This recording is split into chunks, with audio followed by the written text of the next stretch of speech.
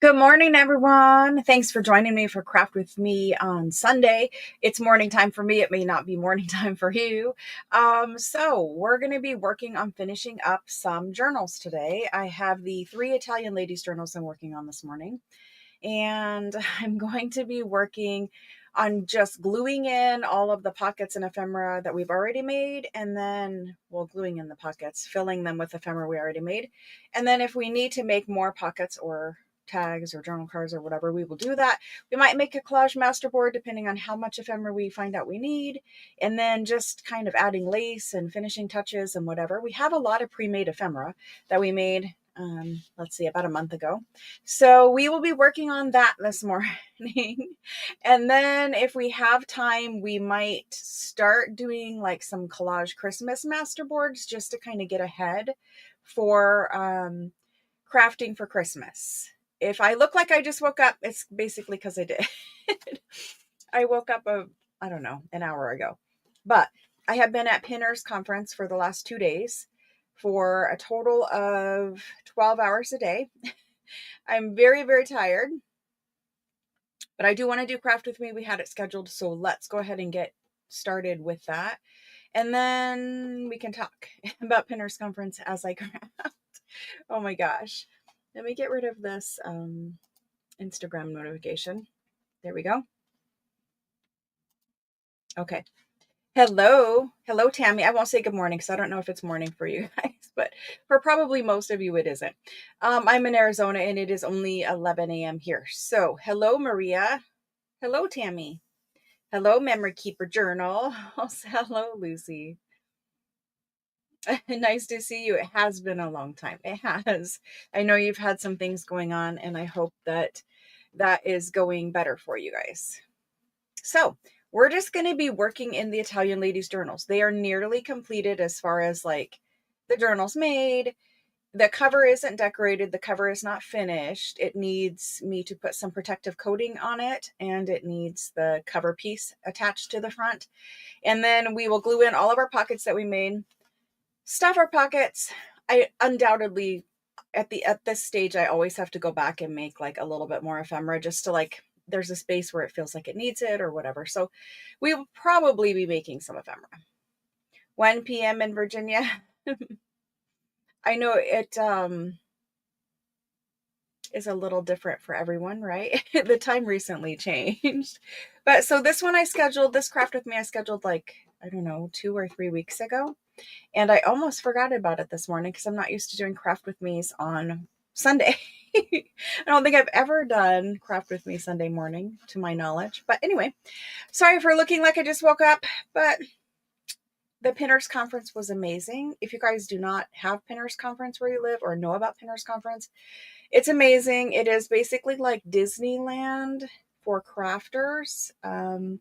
And you know how like when you're at Disneyland, if you've ever been to Disney, we haven't been to Disney in like 20 years or longer, but if you've ever been to Disney, you go there and you basically wait in line after line after line after line to ride the rides, and do a little shopping and do a little eating and that kind of thing. It's basically like that for adults who like to craft. So you get there, you get checked in, and then there is a huge shopping floor where you can walk through aisle after aisle of amazing, most of it is handcrafted stuff.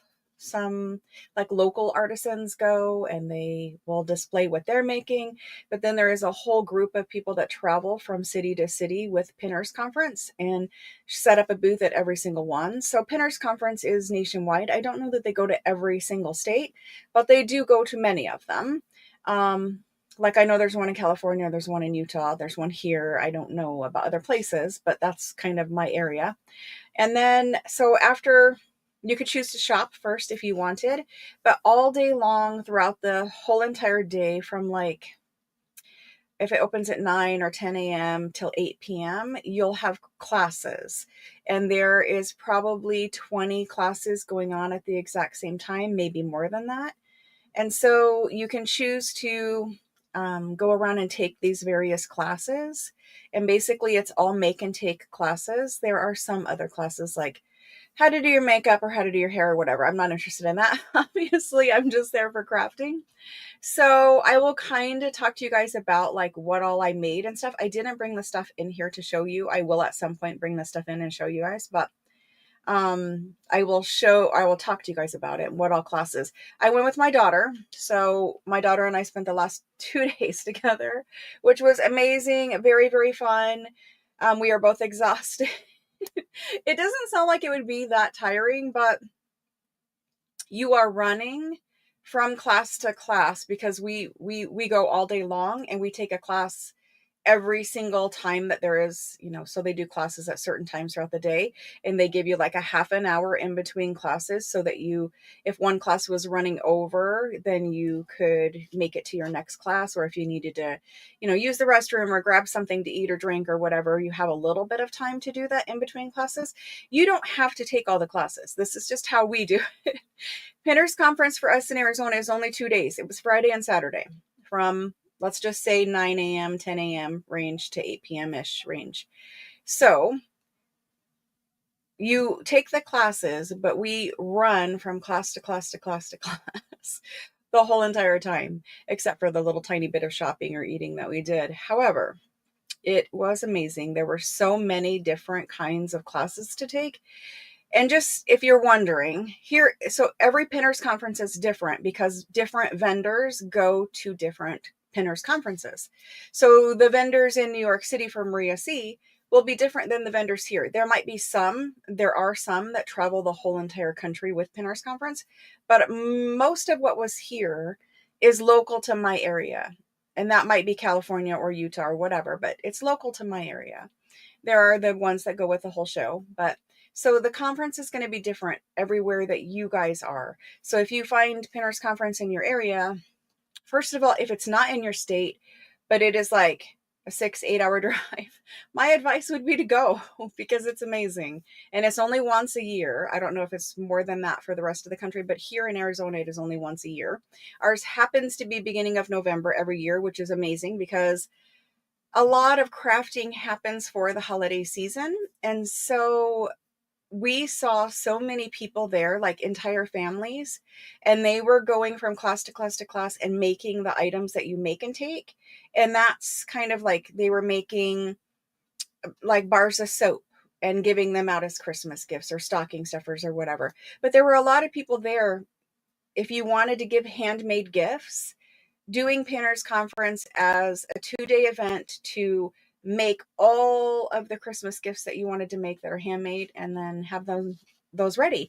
So I kind of really like the fact that ours is in beginning of November for that purpose. Now I don't make, those kind of things there and like, give them out as gifts, but I think that's amazing for people who are looking to make handmade gifts that they have that Pinners Conference right before the season so that you can get that accomplished. There were so many people there doing it. It was super sweet. So I'm going. Hello, Ria. Hello, Jenny. And Tammy. I think I said hello to Tammy. I'm not sure. Hello to everyone. I don't have readers on at this point. I will put them on here shortly. But Pinners Conference is amazing. If you don't know what it is, look it up. Just like you can even look on Facebook. That's how I originally found it, was Facebook. Look for Pinners Conference. They have websites. They tell you what cities they're going to, what the date ranges are. Basically, just for those who are going to ask, you pay an entrance fee to get into Pinners Conference, and then you have different options. Like you can just pay the entrance fee, and that lets you go in and shop the booths. And then if you want to take the classes, there's a class fee. And then there's a kit fee for purchasing your supplies for the classes. However, they have different like bracelet options. So you could pay one fee and just get into everything free for both days, which is what we did. So you pay the one fee, then all of your class fees for 2 days are taken care of, and you're just buying your kits for the classes. And most of the kits are reasonably priced. Some of them are a little more than others, but I will say that if you wanted to try these different kinds of, crafting things. So like soap making, it's not something that I'm going to go out and go to Hobby Lobby and buy all of the soap making supplies, the mold, all the stuff, and then come home and make soap. But for me to be able to do it one time and see what it's all about and, like, experience a different type of crafting, it was well worth the $40 class fee. It wasn't a class fee, it was a kit fee. For the $40 for the soap making, you got the mold, you got all of the ingredients to fill the mold with soap, and you got the instructions and the recipes to then, since you have the mold, continue to make soap at home.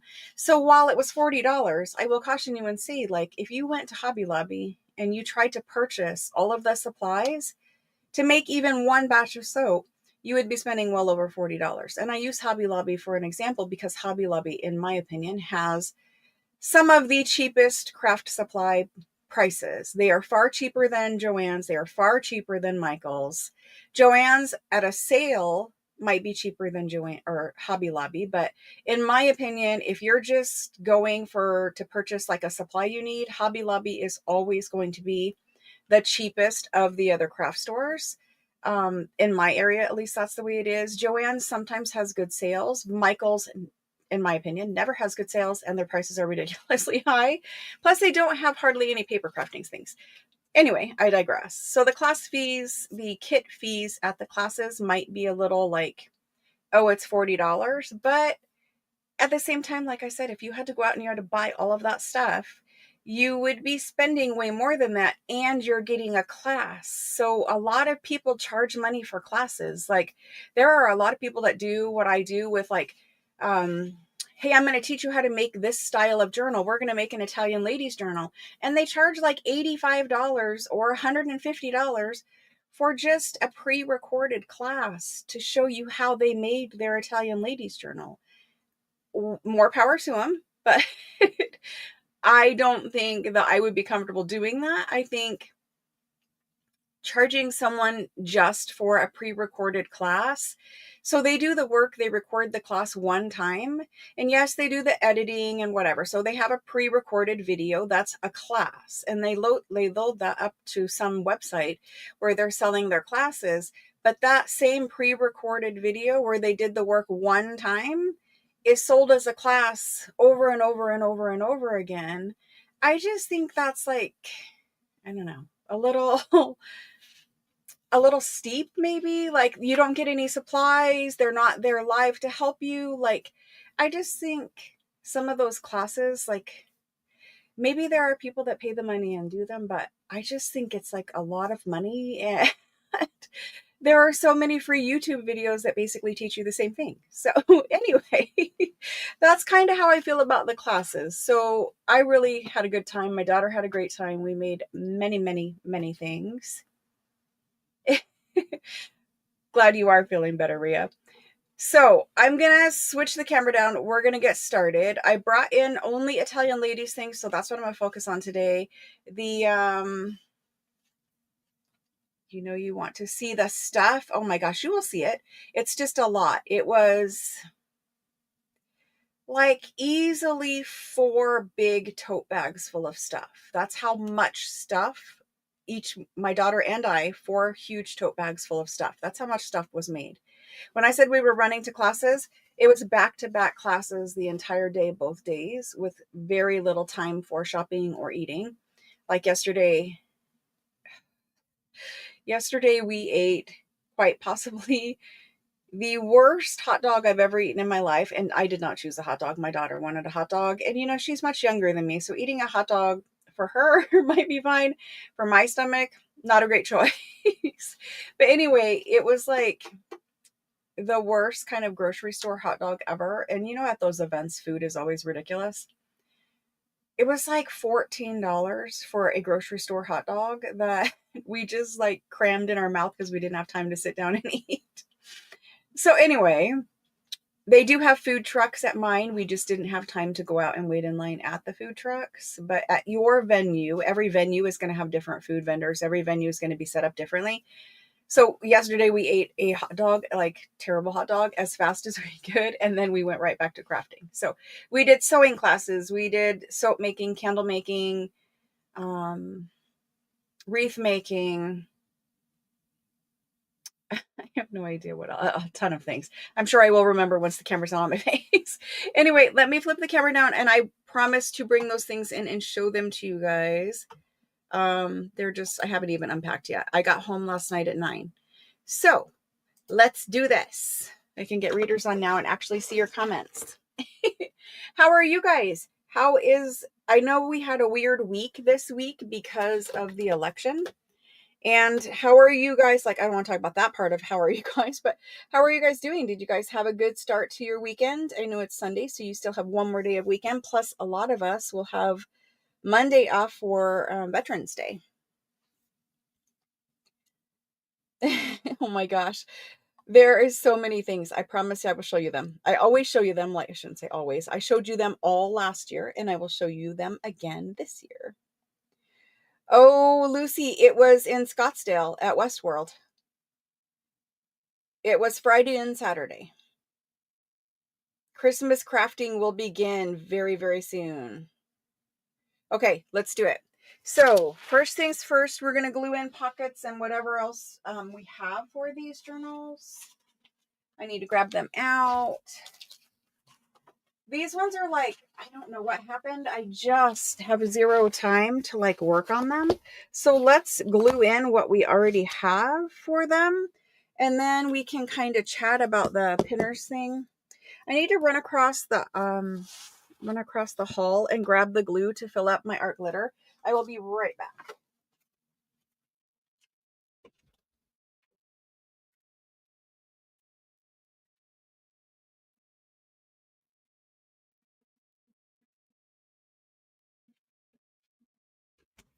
Okay. I keep saying I need to fill it, and I know if we're going to glue in a bunch of pockets, we're going to need to fill this. So hopefully, hopefully I can fill it. Sometimes it gets glued tight right there, but we did so many fun things. I feel like, you need a day or two to recover, though. I don't have a day or two to recover, but I feel like you need one. It's a lot of walking, a lot of standing in line. Not as bad as Disneyland, but you do stand in line for like 10 or 15 minutes at each class just because you have to get there early to get checked in.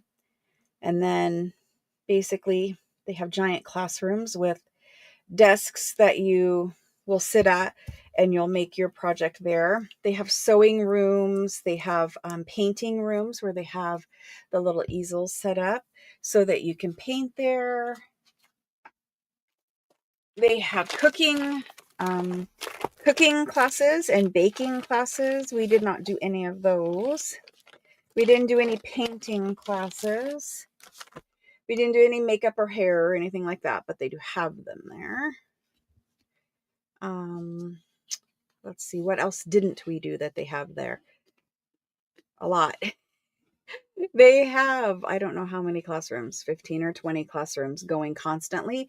But then if you're not taking a class or you're just walking around or shopping, they also have out in the hallways all these tables set up that have smaller make and take projects that you can just sit down and do. If there's a spot open at the table, you can just sit down and make this project and take that project home. So there is a lot there to do, like far more than, in my opinion, far more than you can do in 2 days. However, the conference is only 2 days, so I have to peel this glue off or else it will get stuck. But I think it is well worth checking out, especially because it exposes you to different crafts that you normally might not do. Like, I was curious about soap making, or I was curious about candle making, but I already have like a lot of crafting going on. So when would I have figured out how to get all those supplies and fit that into like a crafting routine where, oh, I'm going to take this time and I'm going to sit down and make these candles? Never is the answer to that question. I never would have had time to do it, but because it was there and you could just take it for, an hour and a half class and be done with it. Yeah, we did it and it was great.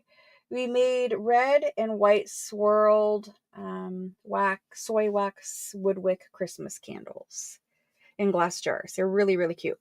Okay, let me sit down and get this started. Awesome, Lucy. Thanks for joining for even just a few minutes. Thanks so much. I know you're super busy. You've got lots going on over there.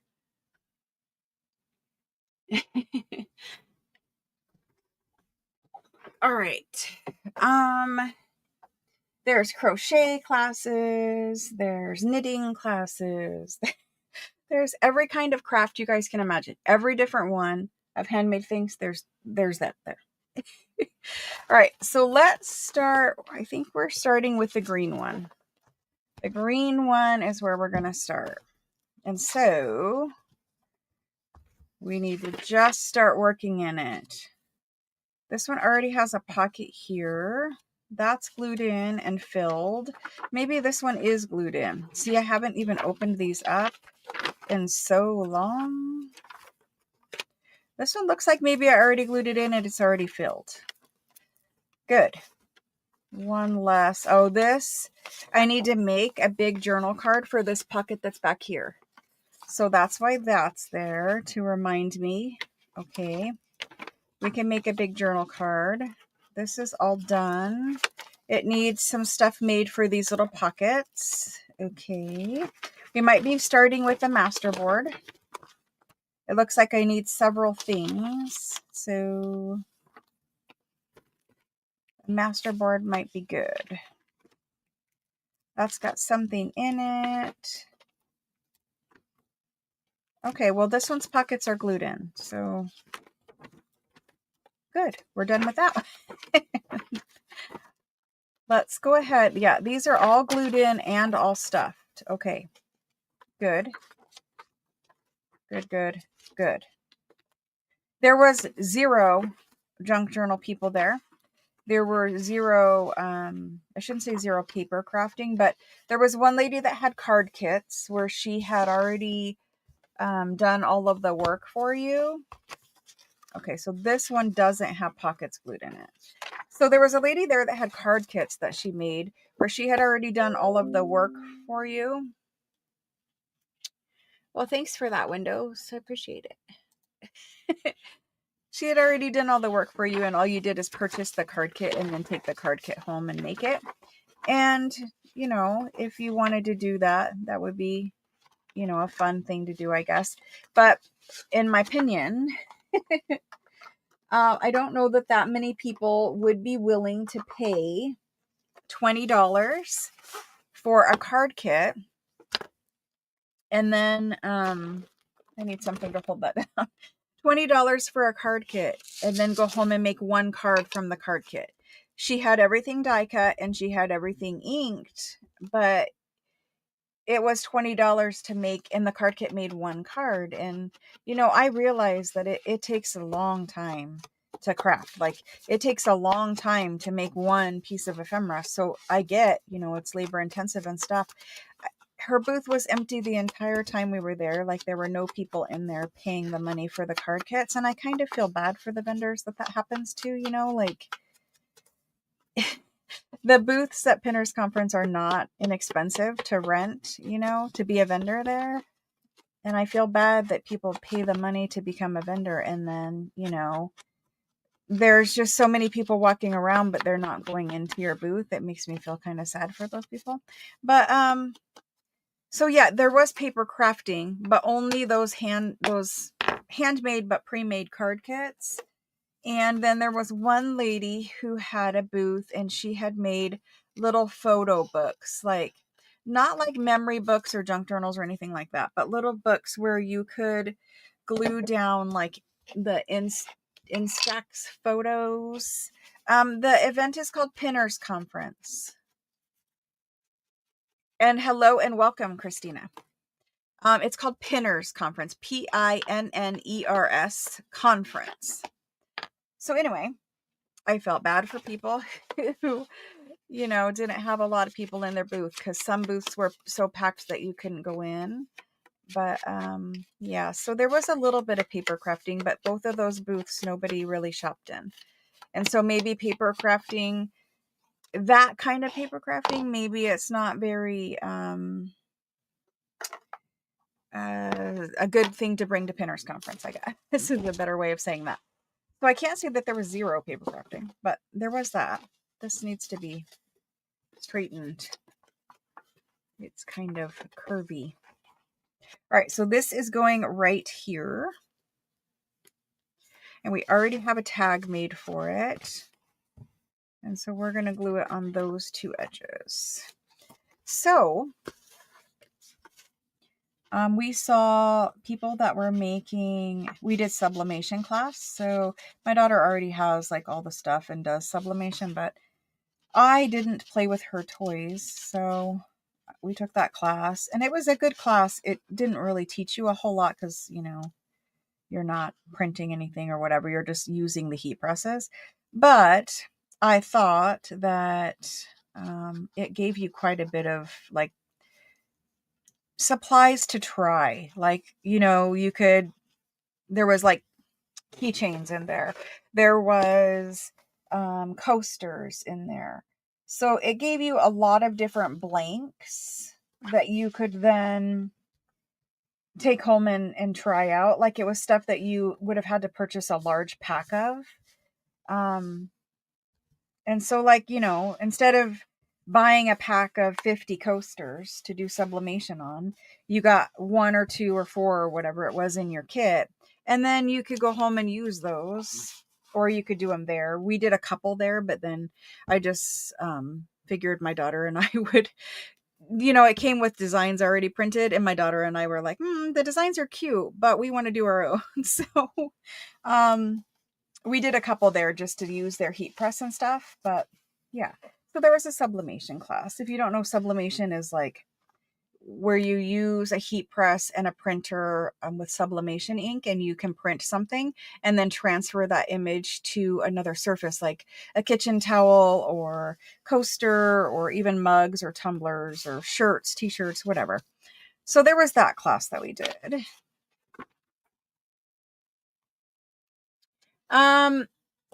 I did explain this just a few minutes ago, Christina.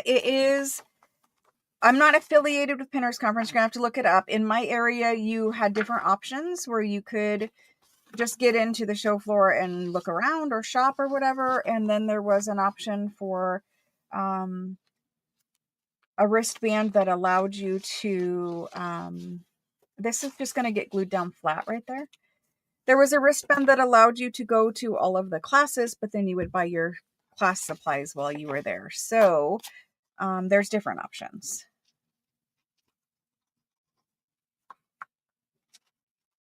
I'm going to just glue this flat down. I don't think we need another pocket back here. It's a super fun event and I highly recommend it. It's really well put on and organized. And like I said, for me, it wasn't really about paper crafting. That's what I do every day, but when I have time, but it was more about, you know, first of all, I spent time with my daughter, which was amazing. Second of all, I got to do a bunch of different kinds of projects that I would not have done otherwise. So yeah. So let's see. I'll walk you through my Friday and my Saturday. Friday morning when we got there, the very first class that we took was the candle making class. And so, and I can talk about this like now, but on Tuesday or whatever, I'm not going to like spend hours talking about it, but because we're like gluing stuff in, you know, I can talk about it. But on Friday morning, the first class we took was the candle making. And so we made their soy wax glass jar candles with wood wicks. And you made, it wasn't just like pouring wax in and scenting the wax. It was actually making the candle a swirl candle. So it had like red and white swirled in the candle wax in the jar. It was really cute. Came out beautifully. I will show you those. I made a swirl one and a red one. And so that's that guy. Then after the candle making, we, what did we do? I said I wasn't inking everything, and now I am trying to ink a little bit. I don't know. On, glue's bubbling up. after candle making, we might have walked around for a little bit and did some shopping. I'm not sure what we did after that. I know on Friday we ended up getting permanent jewelry put on, which my daughter and I now have matching bracelets. Which, it's something more she wanted to do, but whatever. Like I liked doing it, and I like the fact that every time I see my bracelets, I know my daughter has exactly the same ones. So that's kind of cool. I know on Friday we also made paper mushroom ornaments. So this was kind of paper crafting. It was not like books, paper, that kind of a thing, but you used coffee filters, dyed coffee filters, and made little mushroom ornaments for like a Christmas tree. But I'm not going to be putting mine on my Christmas tree, but I will show you those. Those came out really beautiful, and the class was awesome. It was a local lady doing it. And we have actually connected on social media, and so we will be doing some other things together in the future. But she did those little mushroom ornaments, so that might have been our second class, because I remember being out in a tent and it was cold. That might have been our second class on Friday. And then after that, the mushroom ornaments, we did soap making on Friday, and we sewed. In the sewing class, we sewed, oh my gosh, what did we sew? I know in the sewing class in total, we sewed stockings. My daughter had asked for new Christmas stockings for her and for her family. And so one of the classes there was like faux fur, like red faux fur Christmas stockings. So I sewed one for her, and she sewed one for her boyfriend. So she got new stockings from Pinner's Conference. And then what else did we do? We did some other sewing class on Friday. I know we sewed a tote bag, and we sewed snap bags, and we sewed, oh my gosh, we sewed something else. Why can't I remember what we did? I think my brain is just tired. We made a snowman wreath. I mean, a candy cane wreath, and we made a snowman with the finger knitting. You could make, or finger crocheting, you could make a snowman, like a 3D snowman. So basically, like, you finger crocheted 2 white balls, for one for the head and one for the body of your snowman, and then decorated those. So they're like home decor things that you would put out at Christmas.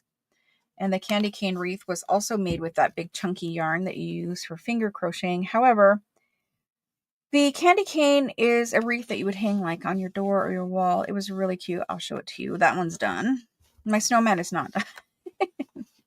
I need to finger knit his body. I did his head. I didn't do his body. So when you're there and you're doing the crafting, you're sitting at a table full of other people, and sometimes you just, you talk too much, or there's a lot of like people asking questions and stuff, and so it's kind of a little distracting. It can be a little distracting. The lady that was sitting next to me during the snowman needed a lot of help. She had a disability. Her arm was in like a, not a cast, but a brace or something, and so she had asked a lot of questions, and there wasn't really enough people there to help her or whatever. So I spent quite a bit of time helping her and just talking to her in general. So I didn't get my body done of my snowman, but I don't know. We also did some other things on Friday. I'm just drawing a blank right now, but we did other things. I don't know what. Let me read your comments. Well, thanks for joining me, guys. I really do appreciate you guys hanging out with me for a little bit on Sunday.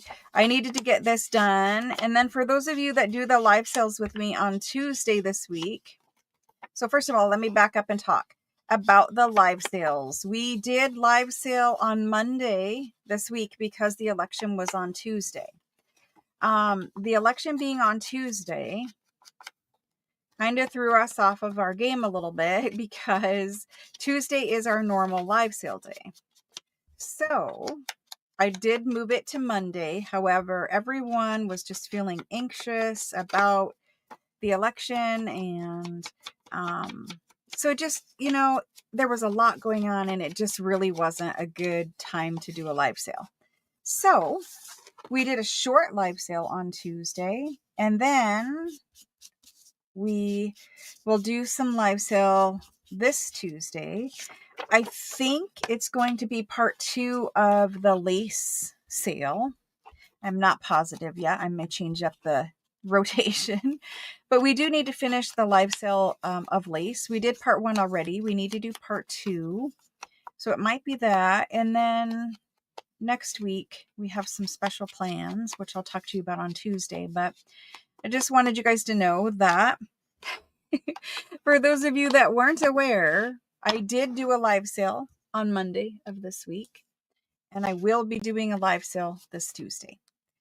I do a live sale every Tuesday, unless obviously there's election and, nobody's going to be able to participate in a live sale if there's so much other things going on in the world. So that's what happened with live sales. If we do part 2 of the lace, that's all we'll do, and then your lace will ship. So I know some of you are asking about part 1's lace. It has been several weeks now. So we probably will do part 2, get it over with, and then we can move past lace. Lace takes a tremendous amount of time. And so it would be good to have that finished and move on from it. So that would be lace, and then it would ship with your lace from part 1, and it would ship with your seam binding from part 1. So we might do that. That's one option. Other options are we have new French things and we have other surprises that I can't tell you about till we do them. I have new product launches coming. Super exciting. Did you look online and see if there was a pinners conference near you? I know Christina's looking, or Chris is looking, but oops, that always happens. That's why I pull them off usually, so I don't do that. Did you guys find a pinners conference? I think Maria said something about being at one or seeing one in New York. We don't have a lot of those kind of events here. I know in other parts of the country, they do have really good, vendor markets, kind of arts and crafts fairs and that kind of stuff. We don't have too terribly much of that where I am. I know people were saying that the Pinners Conference in Utah is 3 days, and it is easily 3 to 5 times as big, depending on who you asked, 3 to 5 times or bigger than the one here in Arizona. Ours is in Scottsdale here, but the one in Utah is supposed to be much larger. And while I would like to go, I couldn't see, flying to Utah to do it. But if it was close enough to drive, I might consider it. I can't drive to Utah, but I know some people do. So we're going to glue this. This is like a window envelope or window pocket.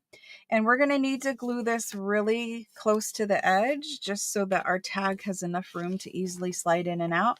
You can kind of see how I made this. I made it from some packaging, some Tim Holtz clear plastic packaging, and this was a printed window envelope or window pocket. Oh my gosh, I can't talk. It was a printed pocket that I did from Graphics Fairy, and I backed it to book page and then put clear acetate kind of packaging in the window part. So this is printed from Graphics Fairy. I backed it to book page. I cut out the hole for the window, and then I put some Tim Holtz packaging for the little actual window. And you can see that I'm gluing my things in my book, but I am not gluing it all the way to the edge. I am leaving a little bit of room. I don't like to glue things completely flush with the edge of my pages. I do like to leave a little bit of a border. And if you notice when I'm pressing this one down with the glue, I'm pressing the glue out to the outside. And it's just because I don't want it to seep as much inside for my tag to be able to fit in and out of the envelope. I'm going to leave that one out just for a little bit. Make sure I don't glue my tag in my pocket. Now we have another full page thing to glue in. And that's going to glue right there. Oh, you were wishing there was one in New York. New York has a lot of other kinds of festivals. So, where's the nearest one to you?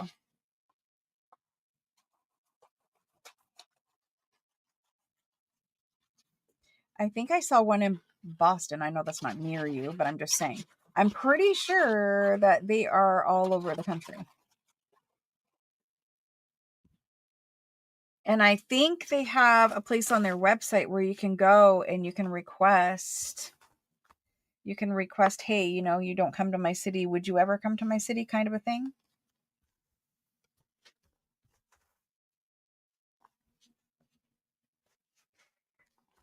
It was so much fun though, but so exhausting at the same time. And it's just, like you don't really think of it being exhausting because you're not doing anything physical. You're walking a lot and you're standing in line and then you're crafting like at a very high paced thing, like high rate of speed. For the sewing classes, like you make a complete project start to finish in less than an hour.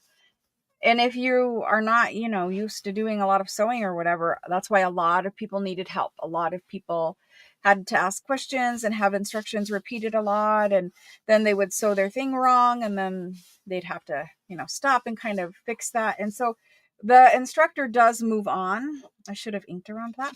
The instructor does move on. She tries to help as much as she can. And there are also other people there whose job is to literally walk around and help people that need help. But there is, a lot of opportunity to just go into the class and not talk to people and just get your work done and move on.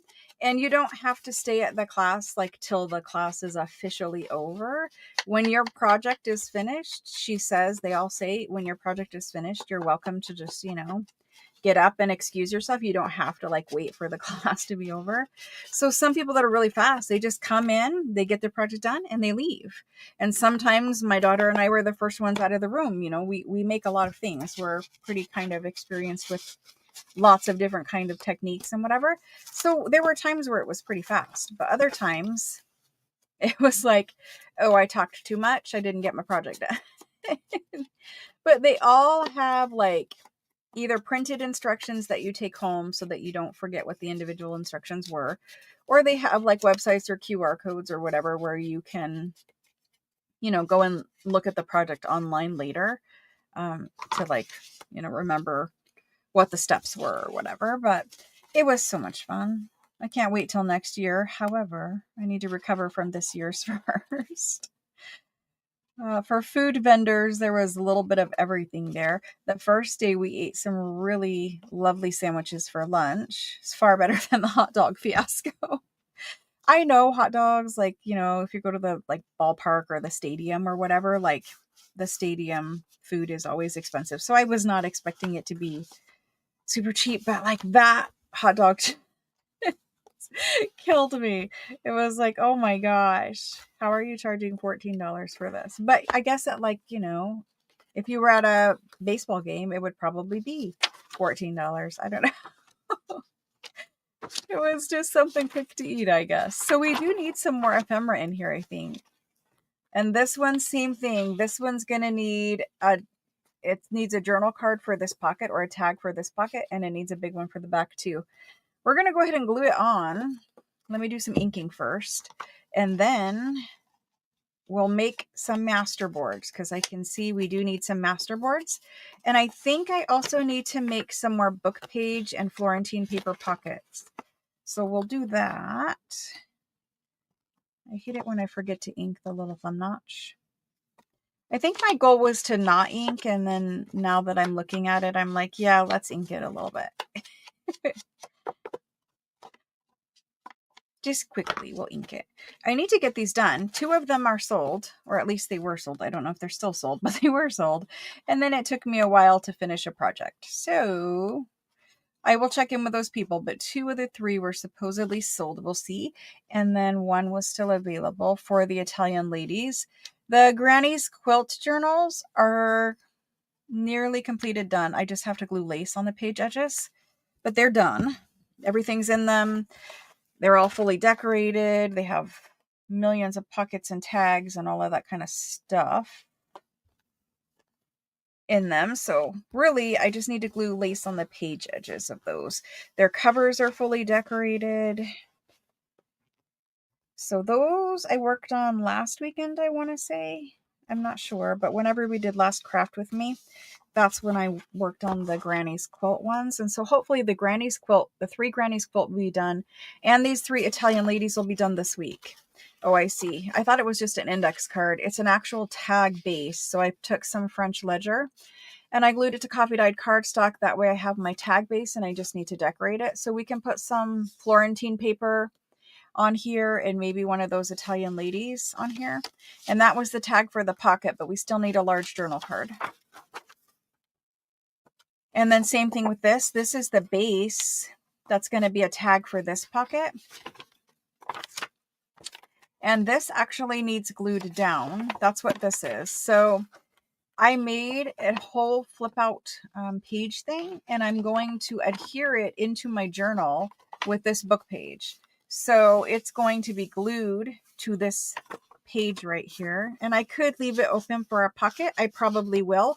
This is doubled up antique German rag paper book page. So it's doubled up and it's very, very thick now. So I'm going to glue it on as a pocket. And then this part will flip open like this. So basically I added in some pages that are not sewn into my signature. And then there's a pocket here, which that tag is for. And there's a pocket here that has a tag base in it. So a little bit of decorating. Let's go ahead and glue this on.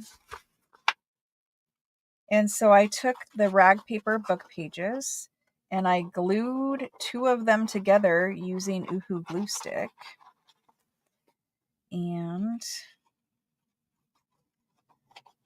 I should have thumb hole punched it. Let me see if I can do it quick without getting glue anywhere. Let's do it.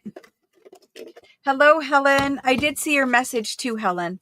I did talk about the lace just a little bit ago, but I did see your message. I'm getting glue all over my hand. Yes, I am. Well, at least there's a little thumb hole there. Okay. Let's glue this to here. And you don't want to glue it all the way in the crease. You want to leave it, you want to get it close, but you don't want to put it all the way in the crease.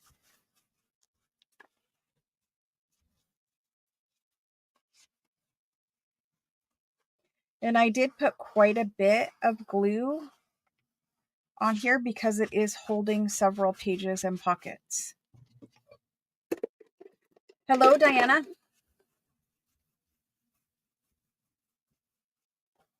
You have to Google. Okay, so now we have pocket here. There is a pocket and a, tag inside of there that needs decorated. And there's a pocket here with that. So there's those. And then this little guy needs done.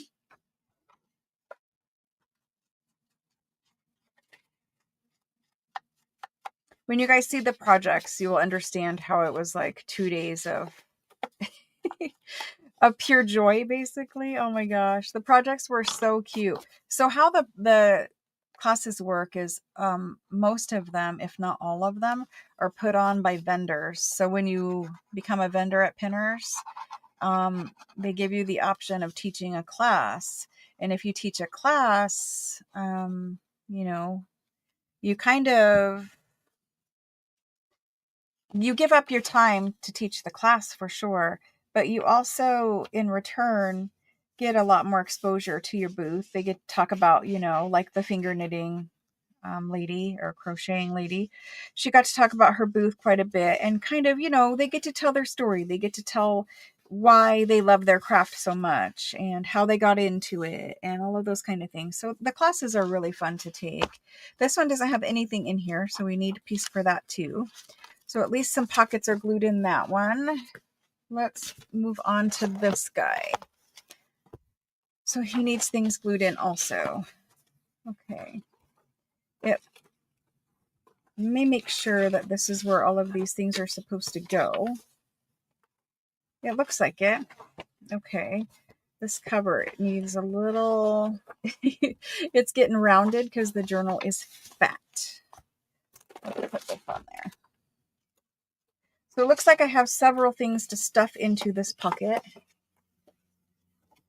So Helen, we're going to do, I hope, part 2 of the lace sale this week. And then everything from part 1 of the lace sale and part 2 of the lace sale will ship this coming week. Or, you know, leave my house on Monday like it normally does. But I am going to ink this even though there's lace on there. I think it looks better.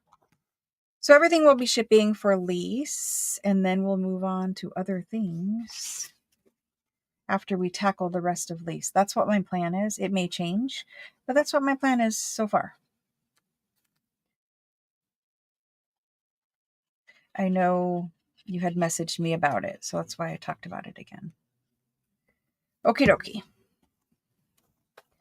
This big corner pocket needs glued close, but not all the way to the edge on both side and bottom. Now you guys know why I filled up my art glitter glue, because we're using a ton of it to put these pockets in. When I do pockets, I do like to use art glitter. I know there are a lot of other types of glues out there, but in my experience, art glitter glue holds, especially things that have tension put on them, like pockets, where you're going to fill it and people are going to be taking things in and out. Art glitter does give me the most secure hold. I have a book holder, a book weight somewhere. Need to put those back in the other page, but I do have a book holder somewhere. I don't know where, but somewhere. How are you guys doing though? Nobody answered me. How are you guys doing? What kind of fun things did you guys do this weekend? I know it's still Sunday, so you know, you have some time to get out there and get something fun done. But for most of us, the weather is beautiful. Right before we get all snowy. Some people are already snowy, but for most of us, the weather is beautiful. Here, it got really cold. It was 35 degrees on Friday when I left my house in the morning at 8 a.m. And it was a little warmer yesterday, not much, just a couple degrees. And in the, you know, on Friday it was in the 60s. And then on Saturday, I think we might have got to 70. I'm not sure. The sun comes out in the afternoon and warms everything up, but it has been really kind of cold here. Unseasonably cold for us. We're in the desert, and so a lot of people think, you know, because we can get those 120 degree temperatures in the summertime, that we don't get cold. We definitely get cold because we're in the desert. The temperature drops really rapidly at night, and it gets super, super chilly. So we will have freezes here shortly, and then all the plants will die. Arizona's a hard climate for plants. All right, so this guy, little corner pocket going right there.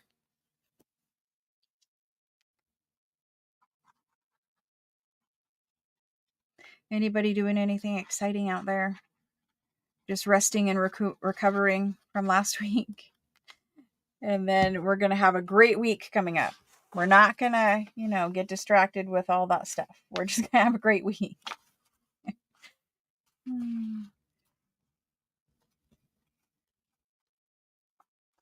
All right, there's that guy. I think his little tag can go in, as long as we don't shove it in too much. That one came out really, really cute. Okay, let's put these things back here. So it looks like this is going in for writing space. I put one of these in all of them. Then it looks like we have this. It just needs a little keep picking up the wrong one. Looks like we need a little ink.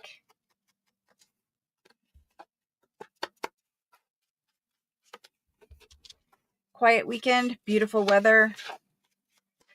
You're enjoying your little fur babies. Their blue eyes just kill me. They're so pretty. Such pretty babies.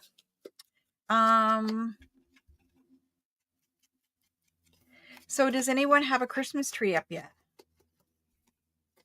Oh, I have something fun to announce about Christmas too.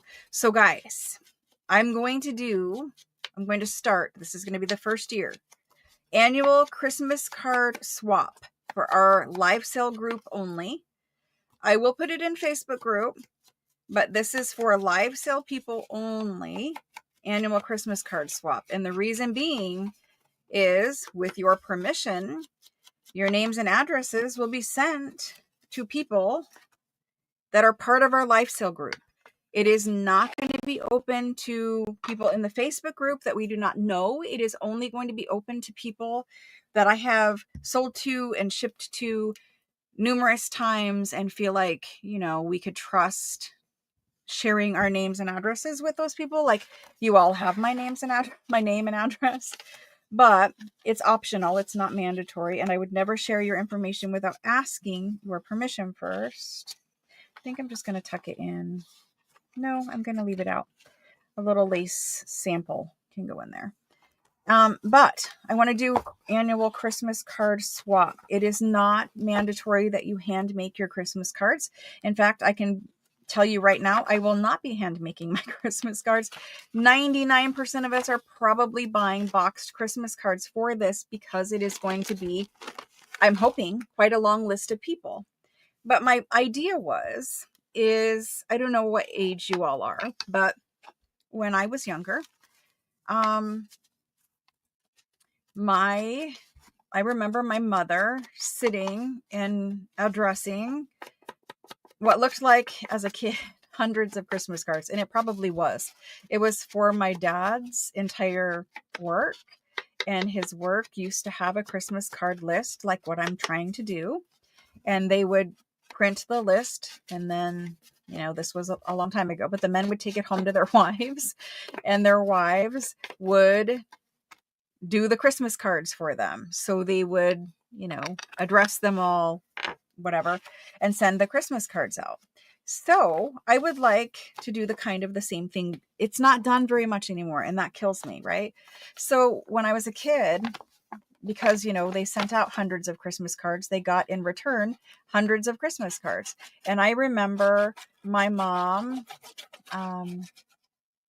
sometimes I would bring the mail in and we would open the Christmas cards. And then she had all different ways of displaying all these Christmas cards that we would get.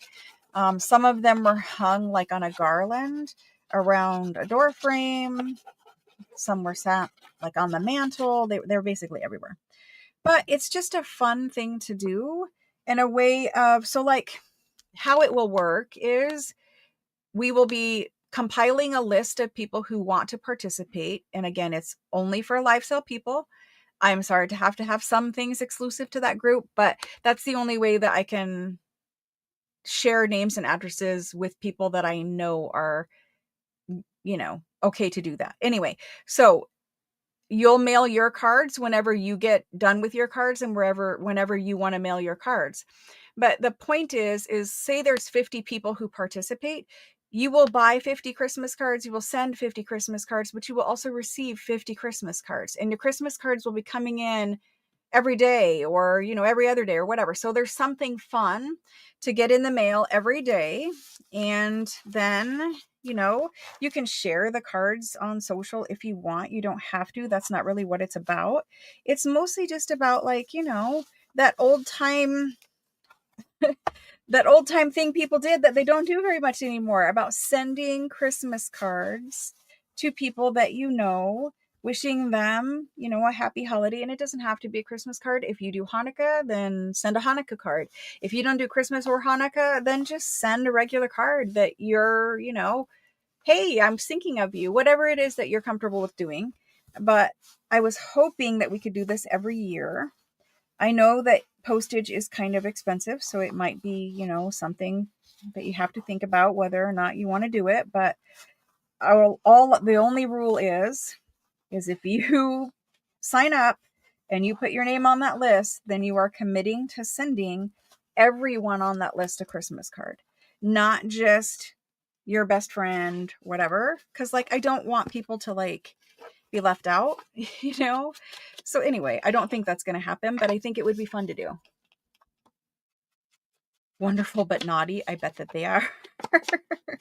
Siamese are known for that. That's why they're in that movie, the Lady and the Tramp movie, Being So Rotten, because they're super sweet, don't get me wrong. But we all know cats in general can be a handful. But the Christmas card thing I'm super excited about. I will be participating and I will be sending everyone a Christmas card. And you're just supposed to send a Christmas card. It's not like a swap. It's not where you fill it full of all kinds of things. It's not. It's just a simple store-bought or handmade, whatever you want to do. Seriously, you're not going to want to make 50 handmade Christmas cards. Let's just go with store-bought Christmas cards. And it's just a simple way of just, celebrating the season together from afar, basically. And then we will all have those, Christmas cards to display in our house, to hang on the garland like my mom used to do, or whatever. But I just thought it would be something fun. A lot of people this time of year get a little lonely, and every day, every other day, whatever, throughout the season, they'll be getting Christmas cards in the mailbox, and that's something to look forward to. It's a good way of brightening someone else's day. And I know that we all have spent so much time together on Tuesdays. That's kind of why I want to limit it to the live sale group also. It has nothing to do with selling or my live sales, other than the fact of I know the people in the live sale group and I can trust them, if you guys want to participate, with sending them your name and your address. That's all the information that would be shared. And the information would be coming from me so that I can verify that these people are in our group and I know them, and that kind of a thing.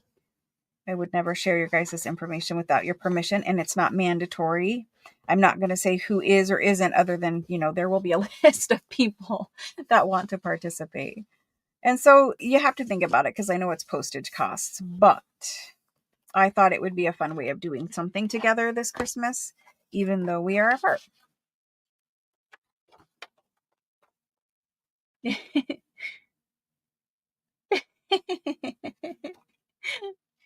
Wow, Diana. Yes. And that, I'm sure your cards are beautiful.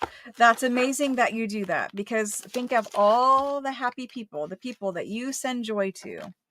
When they get your card, I am sure that is the highlight of their day or their week, even, we don't do it that much anymore. And I know Christmas is the number one season where people, or occasion where people do send cards still.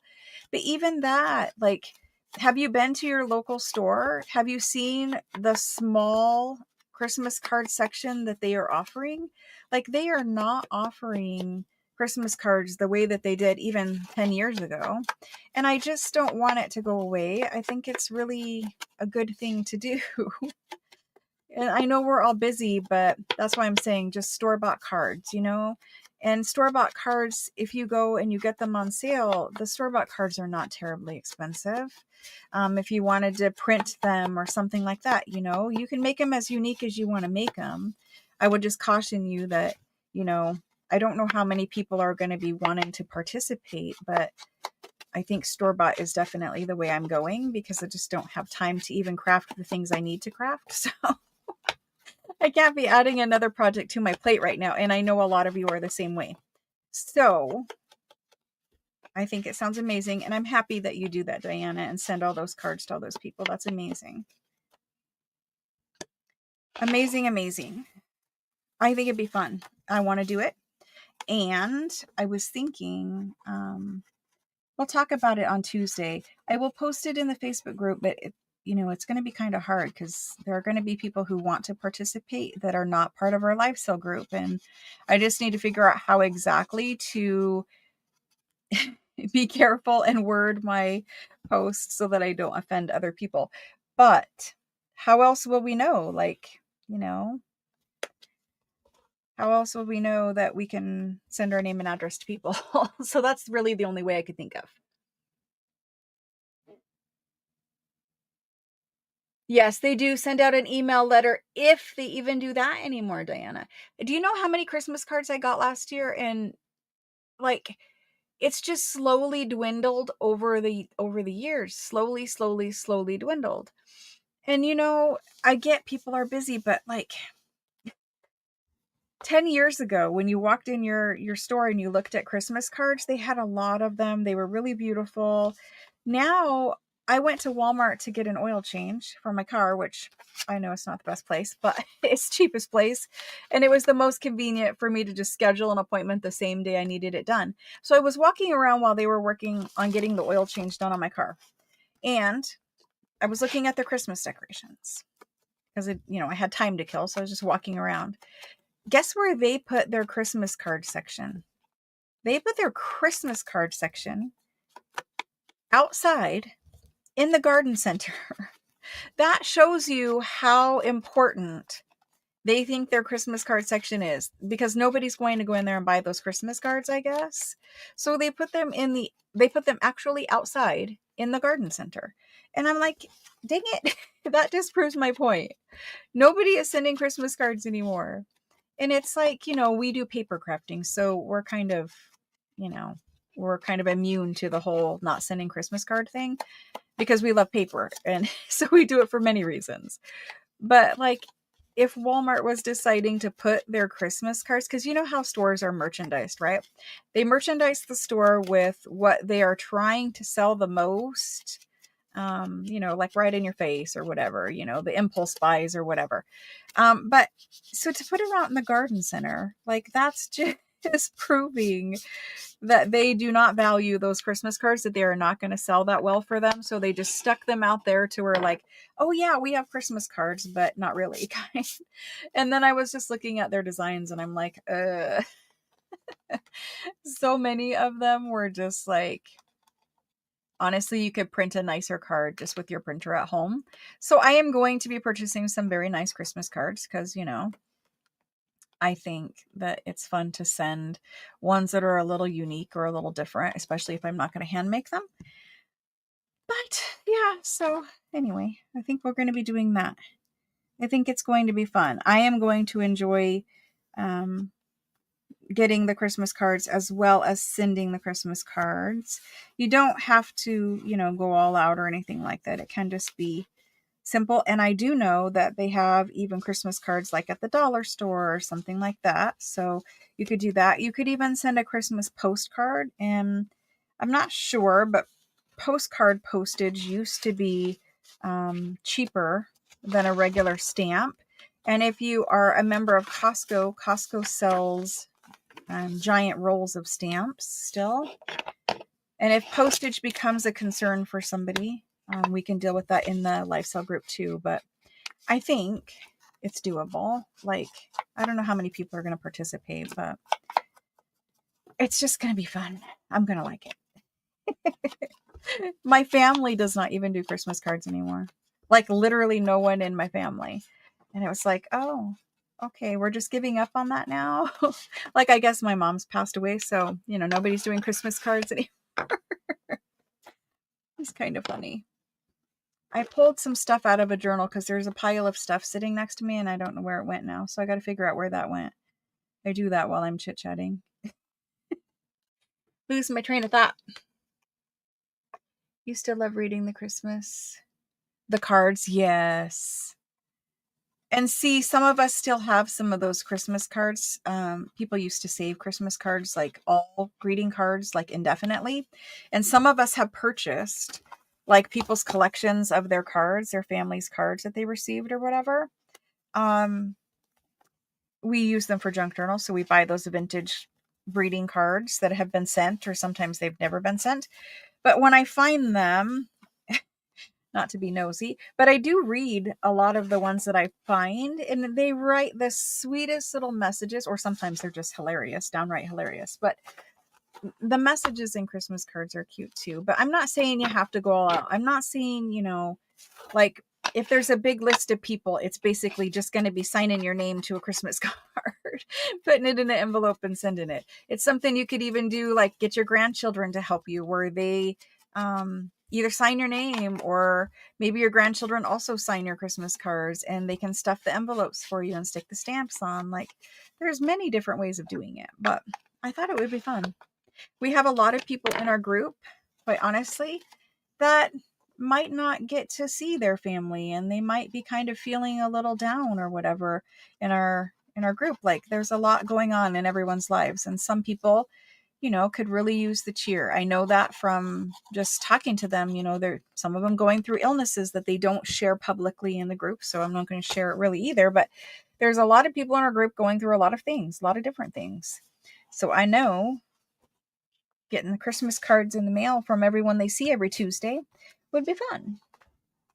Anyway, that's something I'd like to be an annual thing where we do it every year.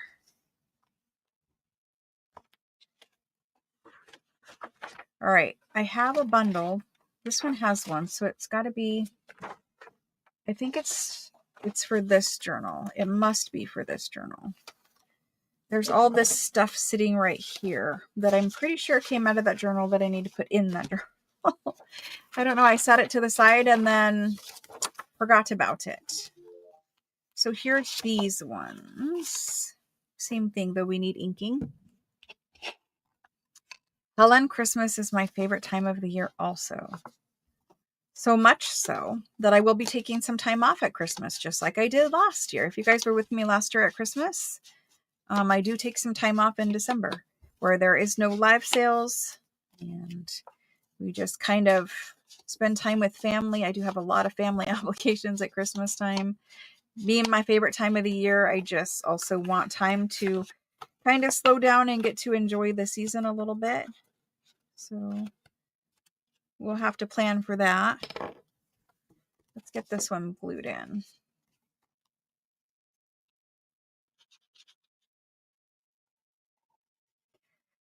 I am working on Christmas kits. I believe they will be done for Tuesday. I cannot show up without them done. I know that. You guys would kill me. So Christmas kits should be here on Tuesday also. Some of you are very politely waiting, and I am fully aware that you guys would like kits done. And I laugh and joke about it because some of the messages I'm getting are they're very politely worded, but I can tell that you would like your Christmas kit right now. Nobody's been billed or paid for a Christmas kit, but they are going to be here on Tuesday. I will not show up without them on Tuesday. So we will have Christmas kits on Tuesday. And then after you guys get them, we will start working on them. This will probably be the last craft with me where I just do like finishing up journals or whatever. The next craft with me on Friday, you won't have a kit on Friday, but we will make Christmas masterboards on Friday and start doing some ephemera. Then when you get your kit, we will work on that journal all the way through until, it's finished, or even when I take a break, I'm still going to be here crafting. So even when I take time off in December for Christmas, there just isn't going to be live sales, but I will be here crafting. So we should be able to get it done. I just cautioned you guys the other day that like these ones, I didn't have time to finish the entire journal in that series. I do come back at some point and finish it. I'm hoping those Christmas ones can be finished. I'm assuming that they will be. We have plenty of time because not only do we have what's left of November, but we also have all of December. So that's my plan with them. Hopefully, in the new year, we have a different plan for some kits that can get them to come out as I originally intended, which was on the 15th of every month, and then shipping then so that you guys could get them in time. So hopefully we can make some positive changes in the new year. So there's that one and that one. We already glued that in. This one has a different kind of a flip out. Pockets already glued there. We did different things in different journals. I like how even when I'm doing 3 journals, they're not identical. They're all different in their own little way.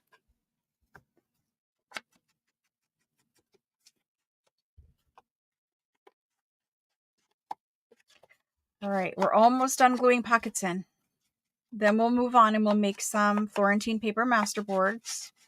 If you guys want to craft one with me, just grab some Florentine paper scraps. Whatever your base is going to be, mine's going to be a 12 by 12 piece of, coffee dyed paper, coffee dyed cardstock. And we'll make some masterboards quick. We'll cut them up and then we will decorate them for ephemera. My goal is to have all of these. Oh, great. I was not supposed to glue that. My goal is to have all of these done. All of these journals done by Monday. Not tomorrow, Monday. Next week, Monday. A week from tomorrow. Finally, I can move on and have some finished journals. So when you put glue, like art glitter on, it will stay sticky. You kind of have to put, if you have a little thing of baby wipes in there, you can try to wipe it off, but mostly that just remoistens it. If you have that little baggie that you use when you do embossing, it's like the anti-static bag, that has powder in it. And if I had that in here, I would just put that over this because the powder will kind of stick to that glue and make it so it is not tacky anymore. Art glitter will eventually not be tacky, but it has the propensity to stay tacky for quite some time. I'm letting this glue dry quite a bit before I stick this down here. When I talk, I make mistakes. Another reason why I don't do a whole lot of live crafting. Live crafting is just a whole different animal. All right. And of course, there we go. We needed to move it over.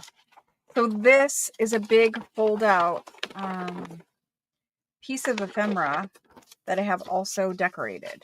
So it's got like pockets inside. That's what we did. We decorated the front of it. It's an old, this one is one of the Spain documents. So an antique Spain handwritten document. And I loved all of this grungy paper bits on the side. So I folded the document up to make a pocket. I decorated the front. And then you got like a little tuck pocket inside. That's what's in that little pocket.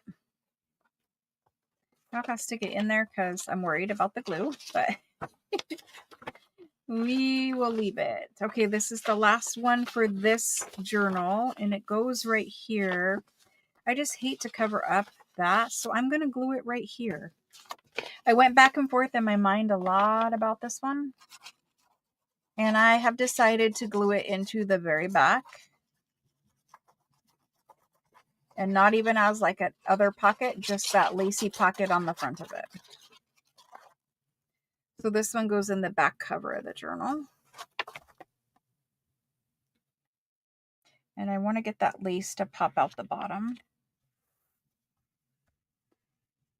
And all my pockets are in, except for that one I forgot. But all of them are in. I remember reading Christmas cards as a kid too. And I was like, who are these people? I don't know any of these people. They were, my dad's work things. But whenever she would get that list, because, he would bring her home a printed list. This was really before computers, honestly. Like, people didn't have home computers then. He would bring her a printed list, and it would have so many names on it, like well over 100, several times. And I remember her kind of complaining about it. Like, this is my mother to a T. My dad would bring her the list and she would kind of complain because it was like, I don't need all this extra work and it's a busy Christmas season. Back then, men really, or at least in my family, I'm sure it was different in other families. In my family, my dad, all he had to do for the Christmas holidays was literally go to work and come home like he did every other day. My mom had to do all the Christmas stuff, which, that's just kind of the way it went. Like for women, we've always done most of the Christmas stuff. But I hear now that things are different for families where the men actually do Christmas shopping and do things too. So, but my poor mom had to do like everything. And then he would bring her this gigantic Christmas card list. And I remember her complaining and being like, I really don't need all this extra work right now. And how am I supposed to do all these Christmas cards? And, they didn't hand make Christmas cards back then either. They were store bought, but it was kind of like, and this is just the way I remember my mom talking about it. It was kind of like sending nice Christmas cards that were fancier or more expensive was what was expected of people in like, management positions or, the higher up positions. And so she was kind of complaining. She's like, well, it's a lot of money. I don't know. My mom and dad always had some nice little arguments in front of their kids. We don't do that anymore, do we? But if you grew up in the time that I grew up in, things have changed quite a bit since then. Thank goodness. But yeah, they always had little arguments in front of their kids. And I remember, not like a bad one or anything, I just remember complaining about Christmas cards, like having all the work to do and whatever. And it was like, it's just like, I didn't understand. I'm like, you're not like, we didn't really know about handmade cards as a kid or whatever, but I'm like, it's just taking the cards out of the box and putting them like, signing them, putting them in the envelope. And so she was sitting there and she was like doing it one by one. And I remember even as a kid, I'm like, no, you just take them all out of the box, Mom, and you just sit there and you just sign them all. And then you just put them all in the envelopes. And then she's like, well, I don't want to lick the envelope. And so I was like, well, my baby brother's right here. Tell him to lick the envelope glue. I didn't want to lick the envelope glue either. But anyway, I don't think she used a sponge. I think somebody licked all of those envelopes closed. I don't know if people are licking envelopes today. After COVID, we probably don't ever lick anything ever again. Things have definitely changed, haven't they?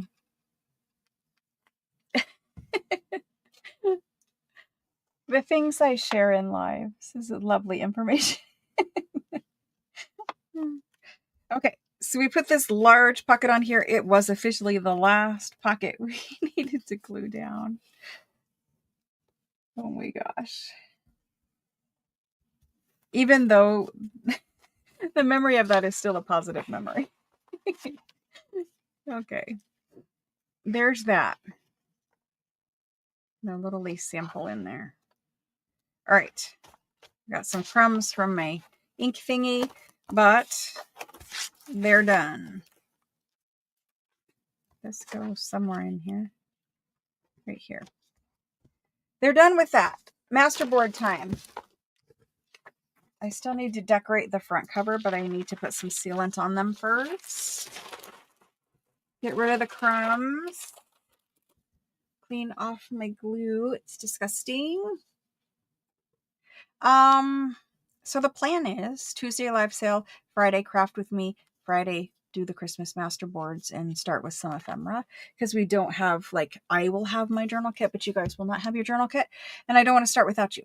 So we'll just kind of make some general Christmas ephemera on Friday. Okie doke. Put those away. That away. I need a 12 by 12 of coffee dyed cardstock.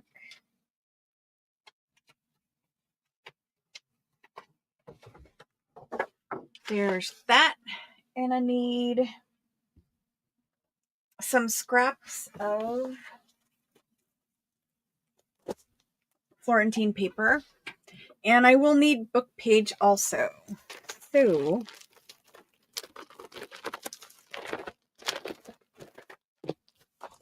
I am going to try to do these not as busy. It would.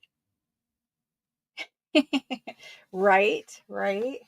Thank you notes. Another thing that nobody sends anymore. Even for weddings, guys, like this blew my mind. I was talking to my daughter while we were waiting in line for something, and I'm like, oh, she was telling me about a friend's wedding or something like that. And I'm like, and just talking, and I'm like asking about the thank you notes. I'm like, oh, that's going to take so much time. Like, her bridesmaid's going to help her with that or whatever. And my daughter's like, what thank you notes? I'm like, the thank you notes for like the people who come to the wedding and, the gifts and things, the thank you notes. And she's like, nobody does that anymore. And I'm like, what? Nobody sends thank you notes even after a wedding? What? Oh my gosh. Okay. So we have this pile that has some little scraps in it. This has some ledger and some smaller scraps. So let's keep that pile over there. For book page, I was just taking apart book pages the other day to put in the Christmas kits. And I have a pile of either singles or ones that didn't tear out of the book correctly. Like, they tear like this. So these are all my pile of to craft with ones. So I'm pretty sure we're good there. The only thing I want is some handwriting. So let me find a page of handwriting to cut up and then we're good. Handwriting.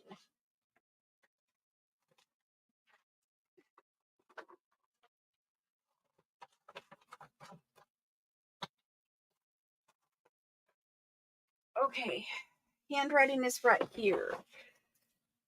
I want the handwriting because the handwriting is more open and loose. And I have found that with the Italian ladies' journals, the Florentine paper that I'm going to use, it's a lot of color and it's a lot of pattern. So I want something that's a little, open, a little looser, where there's more white space so that your eye kind of has a little place to rest. Otherwise, it's just a whole lot of pattern on top of pattern.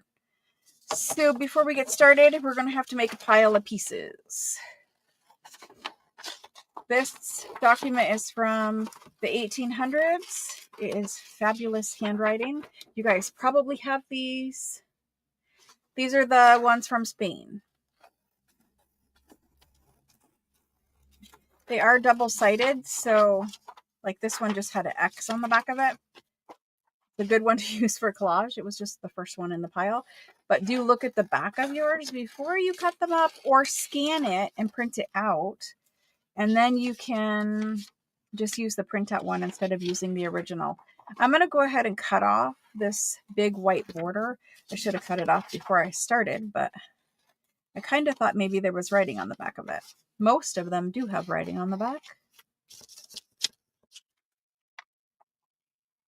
These little pieces could be used for something because they're antique paper, but I don't know what yet.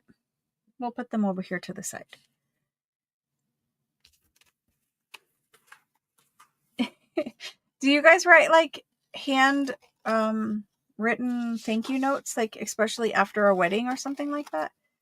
Am I just thinking nobody does this anymore? But they, like, I was shocked to find out, but my daughter's like, no, nobody does that anymore. I'm like, what? What do you guys think? True or not true?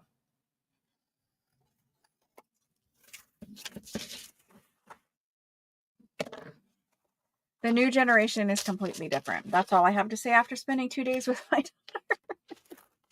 I love her, but everything is different for them than it was for us, for certain. Okay. We're going to use the fast method. We are going to use our pile of handwritten. And like I said, in this pile over here, there is some book page, there is some music paper, and there is some small ledger pieces and small Florentine pieces. So that's the pile that I'm going to draw from. with these handwritten ones that we just added. And if I need more book page, there's a bunch of book page here. These are all the rag paper ones that I just put in your guys' kits. So those are there. How we're going to do it is we need to pick Florentine paper first. Like, it's not that big of a deal. We could use all of these ones probably, but just make sure that whatever you're choosing is going to go with your project. I think we're good. And then, so you get out all your supplies. Hopefully you cut them all down to small size. And then we're going to start by gluing our base, whatever you're using for a base. If you're using junk mail, if you're using a magazine, like a thick magazine advertisement or something you got in junk mail, that's great too. I use the coffee dyed cardstock because then my backs of my pieces already have coffee dye on them, and the cardstock is a nice thickness. I haven't used my glue stick in a while and it's a little dry feeling. So glue up a quadrant of your base. If your base is like 8x10 size or 8x11, whatever, normal paper size, just glue up a quarter of it and start sticking pieces down. It doesn't matter if your writing is right side up. The only thing that matters is that you cover edge to edge the whole entire surface. And if you need to cut pieces, you can. This one just has a little advertising on it, so we'll cut that off. It doesn't matter even if they're cut straight. If you like the torn look, go for the torn look. None of that matters. This is a very large piece of music.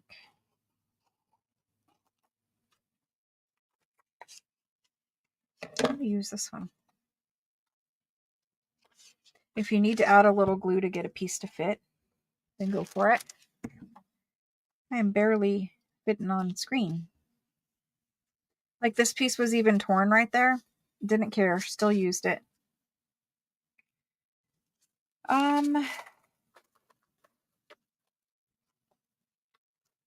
I would like this one, I think. I have a bunch that have the little advertising strip on the bottom of them. I'm going to go up that way.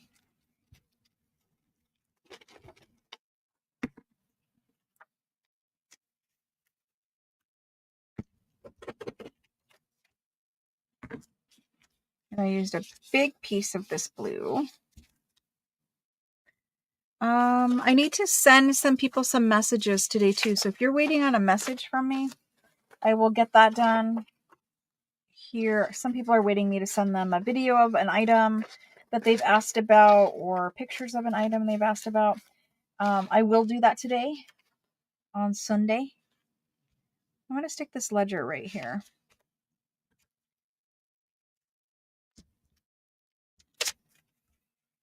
I have not been home or looking at my phone in 2 days. Not at all. Maybe we'll use book page. We have 0 book page in here. This guy can go right here. And if you want to overlap, go for it.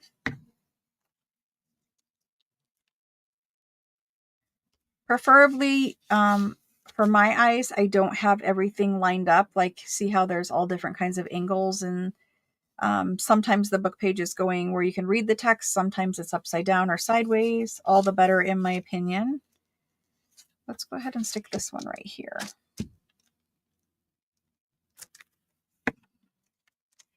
Whenever I'm gluing on top of pieces that are already down there, I do tend to over glue it because I don't want the seams, the part that's overlapping, to pop up. And I am going to do that one right there, even though we're going to cover up that whole section.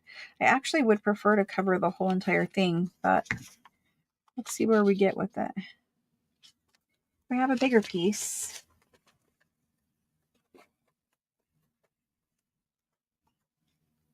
It's about the same size. Here's what I'm going to do.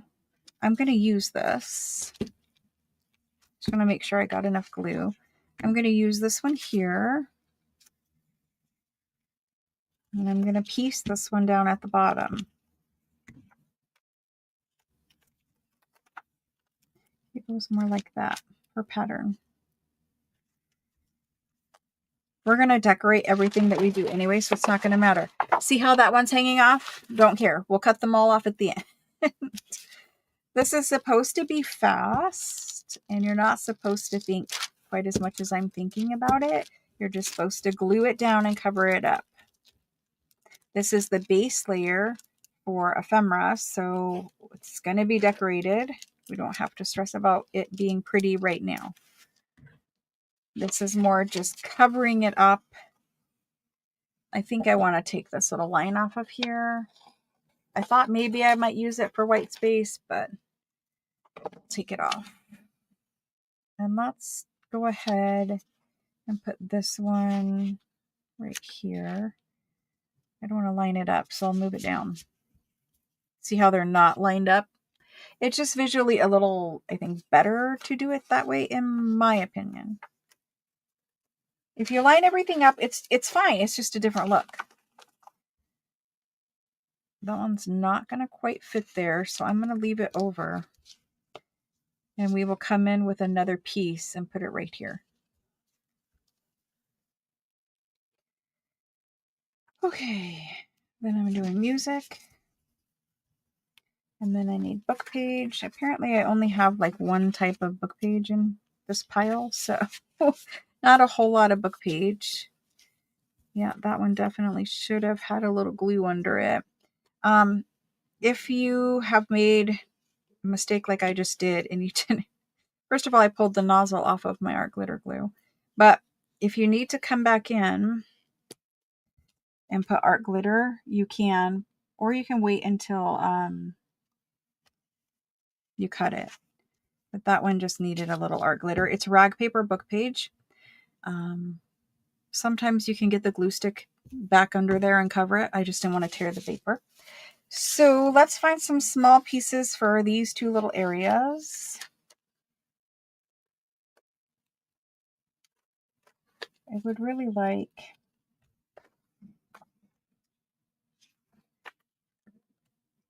I think we're going to do book page there. And I don't want to cover the whole thing. So let's cut some off. And I'm going to make it a little square. Okay, that's good there.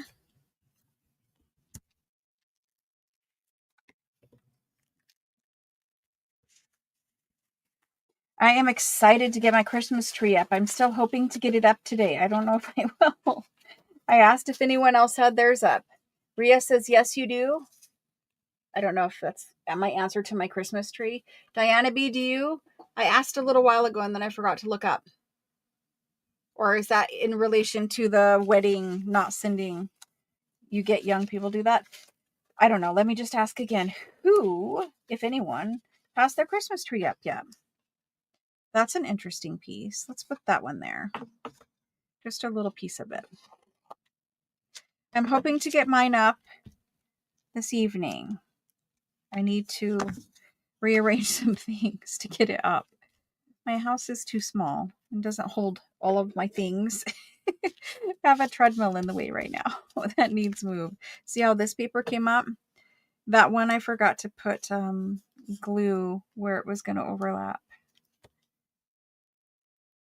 So, hoping to get my Christmas tree up.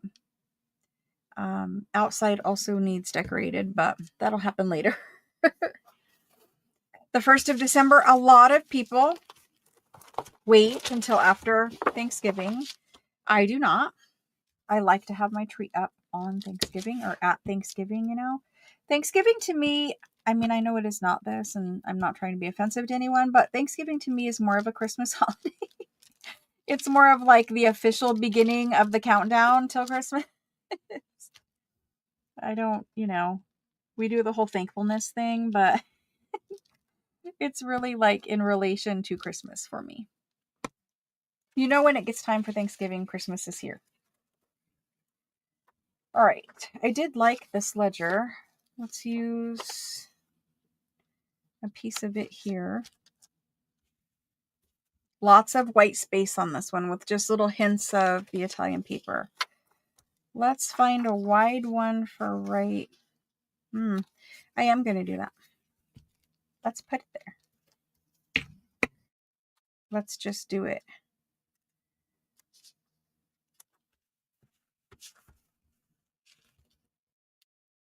Okay. And then something for here. Here's a different book page. That's going to go there. I don't want to make that same mistake, so I'm going to put glue under it. A big chunk of glue, apparently. Apparently, big chunk of glue. And then we're going to need to overglue these two and cover that with what? What should we cover that with? I have some blue here. It doesn't quite fit. It's too small. That's too small. Apparently this pile really only has small pieces at this point. I'm going to cut this strip off. And then I'm going to cut this down. And we're going to stick it right there.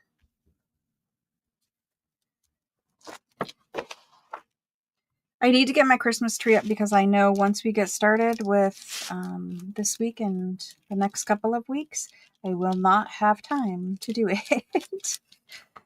So we just need to get it done before I start with live sale craziness again. All right, here is a different kind of music paper.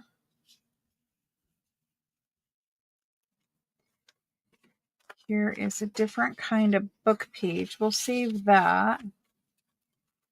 Another area.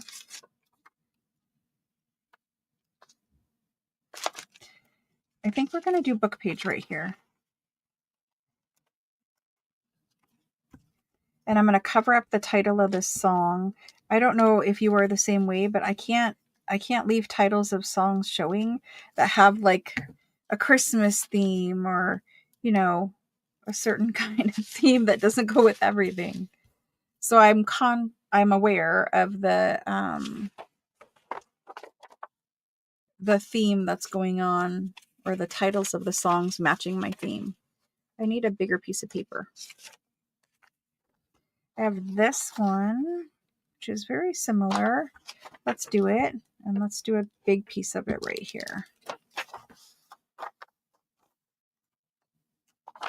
It's cut crooked, so I'm trying to find a place that isn't. And so I think this is a really large piece. We'll see how it works out at the end. And I may need to come in and add something in this corner.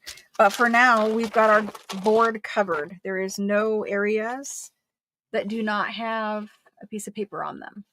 So if you were crafting this at home, you could move on and make another one and let this one sit for a minute. We might actually do that. Let's move on and make another one and let this one sit. And then we will trim off that excess and move on to making the ephemera out of it. Let me grab another 12 by 12 from down here. They're under my desk. And so I tend to glue on top of the dark side and leave the white side showing. And I have been crafting on this parchment paper. I think it is probably my favorite surface to craft on at the moment. I have the mat under there, but honestly, I don't really need the mat. We are doing a lot of moving furniture and moving other things around for live sale stuff and craft stuff. And I will show you guys all that once it's done, but boy, it has been hard. And if you were with me on Monday, I tested out some new camera and microphone equipment. How is the microphone working now? And how is the camera working now? Is my volume and sound okay? Or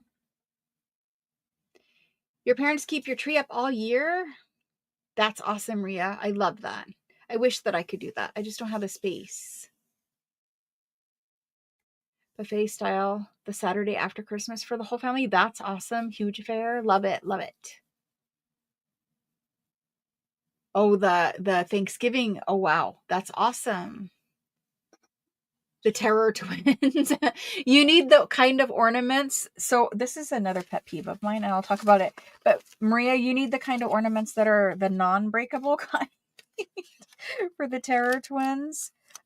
If you're not familiar, Maria has recently adopted some beautiful Siamese kitties, and they're brothers, if I remember correctly. And they can be a handful. All cats can be a handful, but I think Siamese have a special ability to be a handful. They're more vocal than other cats, and they definitely can get into some trouble. That piece was just there, and I needed to use it, so it went. Let's see what else we have in this pile. I have small pieces, so let's cut a big piece. I tend to go with like the same ones over and over again, and I'd like to use something a little different. Let's use this.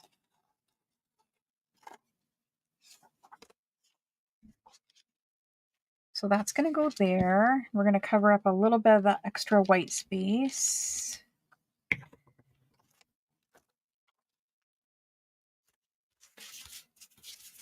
I can't wait till we get to do this with Christmas papers. I have not been crafting without you guys, and it has been killing me. I so want to just get the Italian Christmas papers out and make a bunch of masterboards. And honestly, I kind of need to, because when I do it live with you guys, like, we have to all wait for me to do this. So maybe I will go ahead and get out some of the Christmas ones and start making some masterboards ahead of time. Or maybe I just really want to and I don't want to wait till Friday. Not that I'm going to have time before Friday to do it, but I'm just really excited and I really want to get in there and play with those Christmas papers. I think I have just like used all of my favorites with this current project. So obviously you're going to store your Italian papers better than I have stored these. There is a reason why these are all bent like this and folded. I packed them to go to the hospital, but B, I have a bunch that are just torn. They kind of got torn in shipping or other ways, and so I just have a bunch of extra pieces. We're going to put music right here. I'm trying to fill this spot in, but I need music on it. The music went there. Anyway, so I have a bunch of pieces of paper, Florentine paper, that got damaged or bent too much or whatever. So I am using them for collage. I know that some of you guys have still said there was some shipping things going on. I do not know what is up with USPS and their shipping. I know that periodically they have updates to systems, or maybe it's just the fact that it's Christmas season kind of for shipping, and maybe they have new employees that they've trained or something. I don't know. But a whole bunch of you have told me that I'm going to cover up this title of this song, just like I told you before. A whole bunch of you have told me that it's tracking weird, or it's not tracking, but it shows it's delivered, but it's not delivered, and then it gets there 2 days later. So, and by a whole bunch, I mean like 5, but things have been happening. I have no idea. I don't have any more information than you guys have, as far as tracking or shipping or anything like that. For me to track the package for you, it's the same exact process of you tracking it. I don't have access, even as the shipper. They don't give me like a special platform to go to where I have more access or can see other information. There's literally nothing on my side that is different than what you guys are seeing on your side. I need book page right there. No, I don't. I need this right here. Okay. So anyway, everyone has gotten their package so far. There has not been one instance where someone has not received a package. Even the ones where, they're tracking whatever, that's what I'm talking about.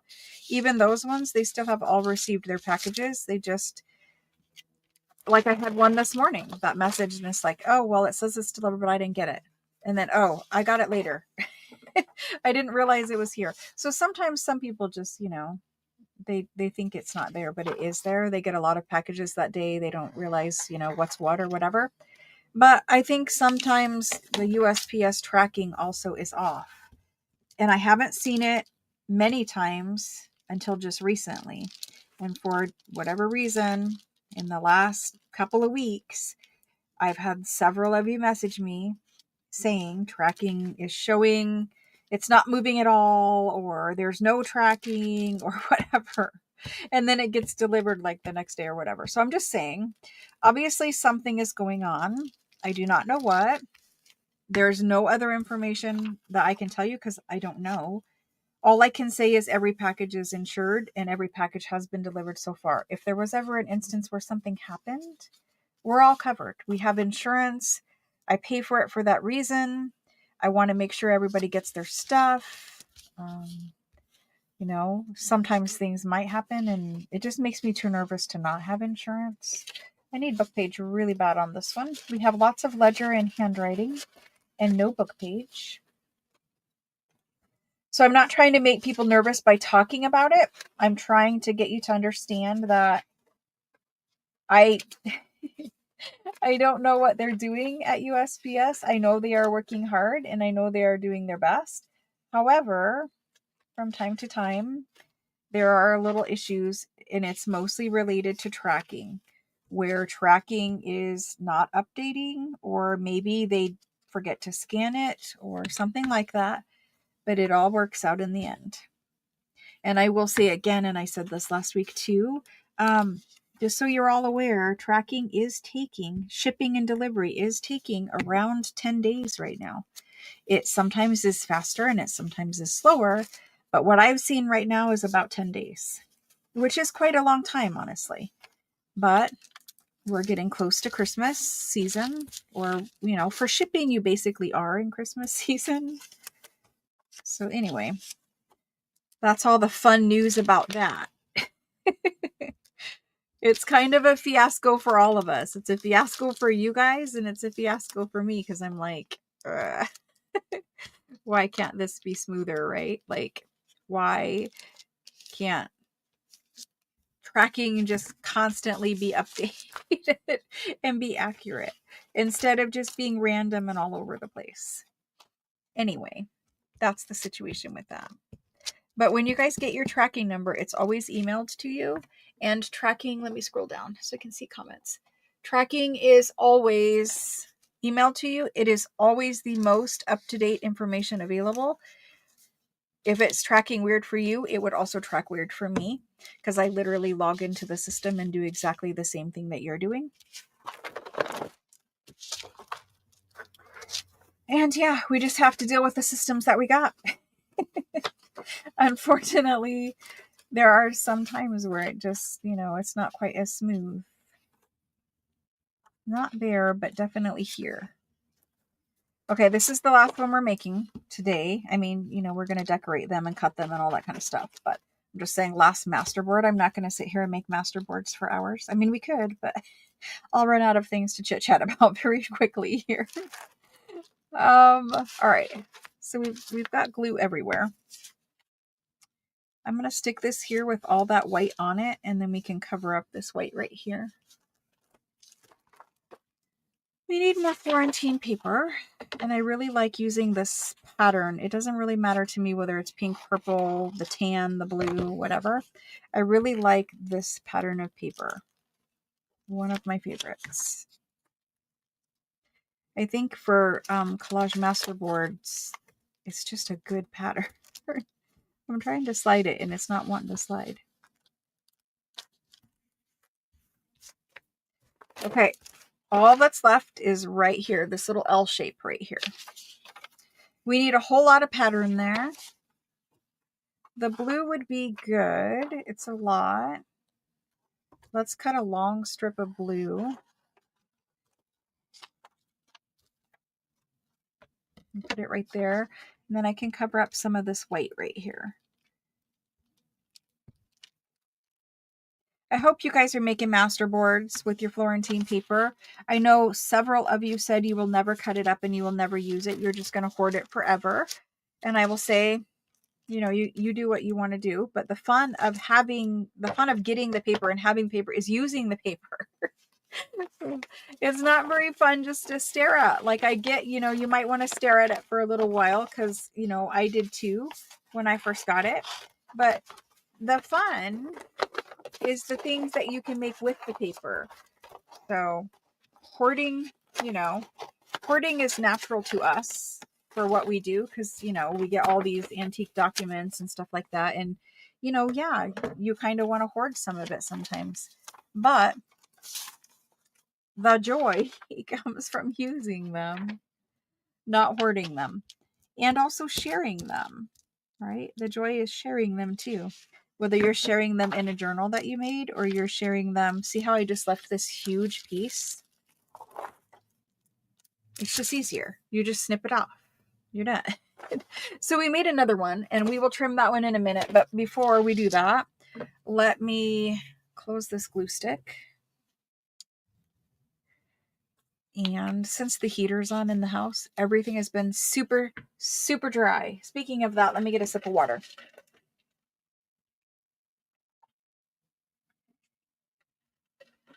You take 4 inches off, Rhea. The hearing is fine. Good. Okay. Yeah, the phone picture. I get it. Well, thank you for letting me know that. 4 inches all the way up. I'm cutting the wrong one. Yes, I am. No, I'm not. Okay. That's a good way to do it. So you still have a large sheet that you could cover, like, you know, a journal cover with or whatever. So then I flipped it over backwards and I'm just going around the edge and trimming off the excess. If you have a big enough piece that you trim off that you want to save for even like a paper cluster, so it can be a pretty small piece that you save, or you save the rest of these little pieces, like the bigger ones, for more collage masterboards. You could also use your Florentine paper to collage on pockets or just on the pages themselves in your journal to add texture, visual interest, etc. Doesn't always have to be a piece of ephemera or a journal cover. For the Christmas journals, they are going to be fabric covered. At least the ones I'm making are fabric covered. I did put the fabrics all in the kit with all the laces. These ones are going to be very lacy and beautiful this time around. So that's what we ended up with after we cut it. It's beautiful. I love it. And then we're going to trim this one just so I can finish with the trimming. And then we're going to cut both. And then let's start decorating them. And if I would have been smart, I would have brought in Italian Ladies Digital. But I didn't. So we'll find some ladies that we have here somewhere. I don't know where, but we'll find some ladies. Flowers, birds, all of that works. I made us some new fussy cuts, which are fabulous because I was tired of using all the old ones. Thanks so much for hanging out with me while I do this. We won't go too much longer. I'm just going to decorate these, or decorate some of them. So I'm going to save these pieces for collage. These little guys can be for collage. Even the little strip like this and this, because sometimes you have a little place where you need to cover. The book page, the music page, I'm not really concerned with, just the Florentine paper. So I will save those. The rest of that can go in the trash with these.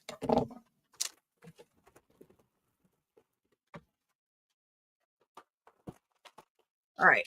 Then we need to cut up our masterboards.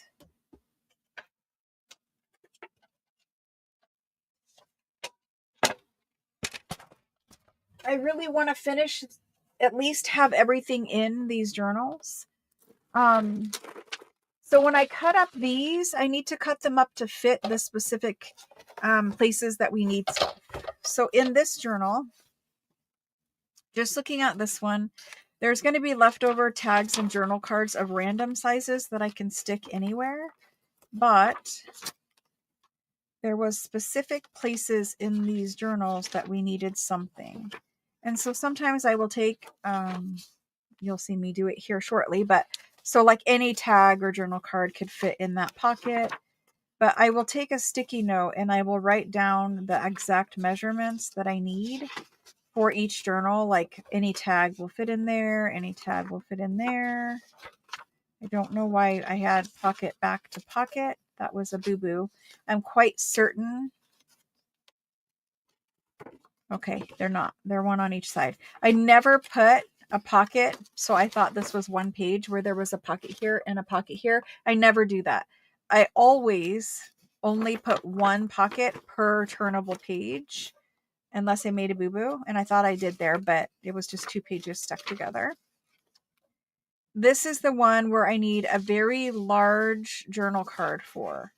This is the base for the tag for the little pocket, but I need a very large journal card for the next one. I think she's going in there too, but I think we need a large journal card.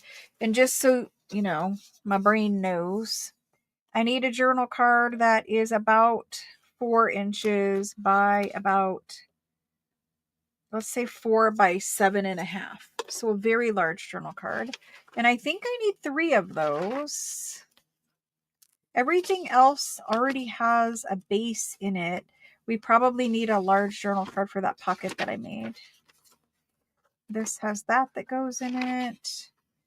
So I think just large journal cards and then a bunch of random tags. I think it's the same for this one. I'm not going to flip through the whole one, but I'm pretty sure just those large ones. Okay.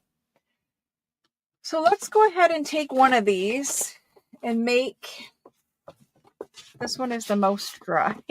None of them are dry yet, but this is the most dry. Let's go ahead and make a 4-inch by 7-inch couple of journal cards. So I don't need to be exact. I'm not going to pull out my things. I can kind of estimate where 7.5 is. I'm going to go right there. And that, it's not dry all the way. It did not slice through it.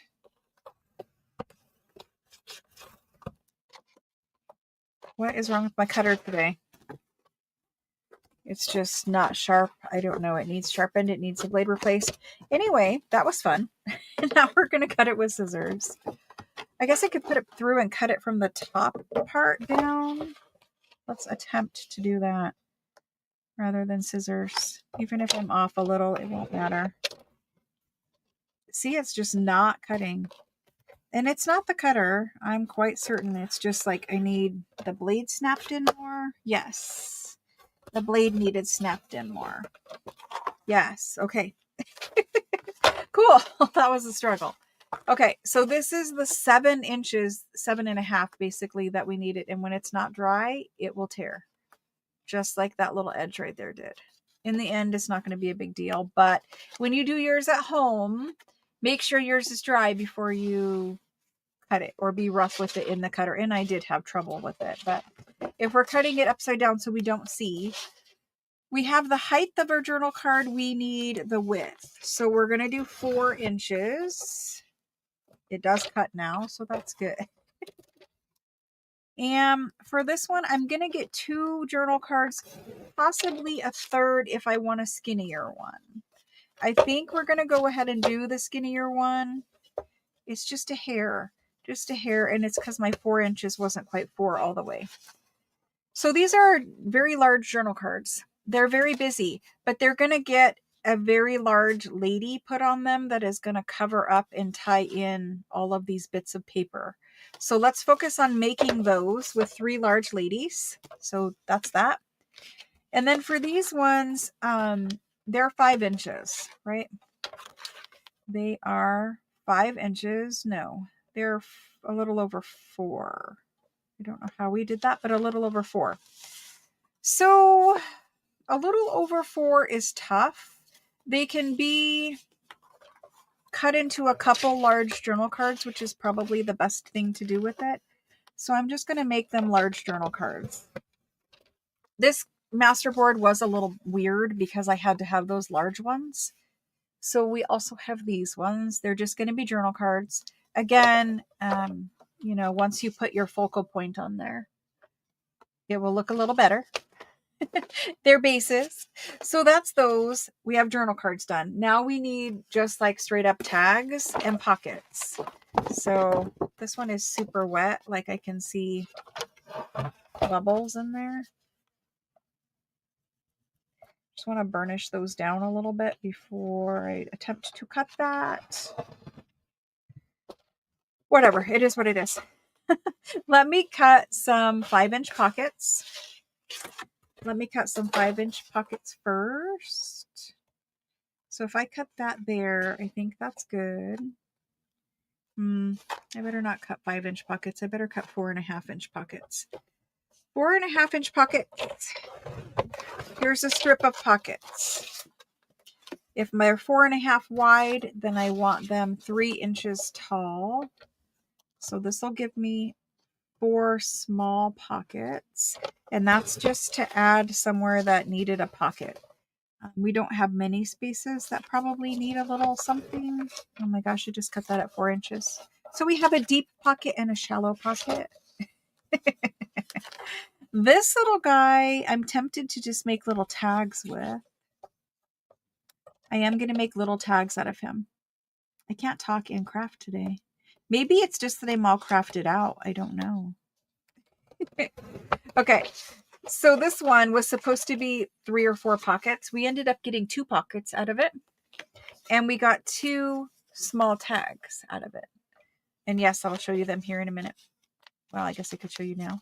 That's a pocket. He'll get thumb hole punched. This is a small tag. This is a pocket. And this is a small tag. He actually might look cute going in there with this decoration. So maybe we'll leave them as pairs. Anyway, we have tags now. This is a really big tag. So we're going to need to cut some more off. I'm going to do a 3-inch. I am going to do a 3-inch. Am I? Am I going to do a 3-inch? I am. I'm going to do a 3-inch little cut right here. So the reason why I cut it upside down is just so we can have like a little reveal afterwards. And this was a 12 by 12 piece of cardstock. So I just did 3-inch by 6-inch for 2 large tags. That's those. This one I love. I love all that pattern and beautifulness. This one will also be beautiful eventually.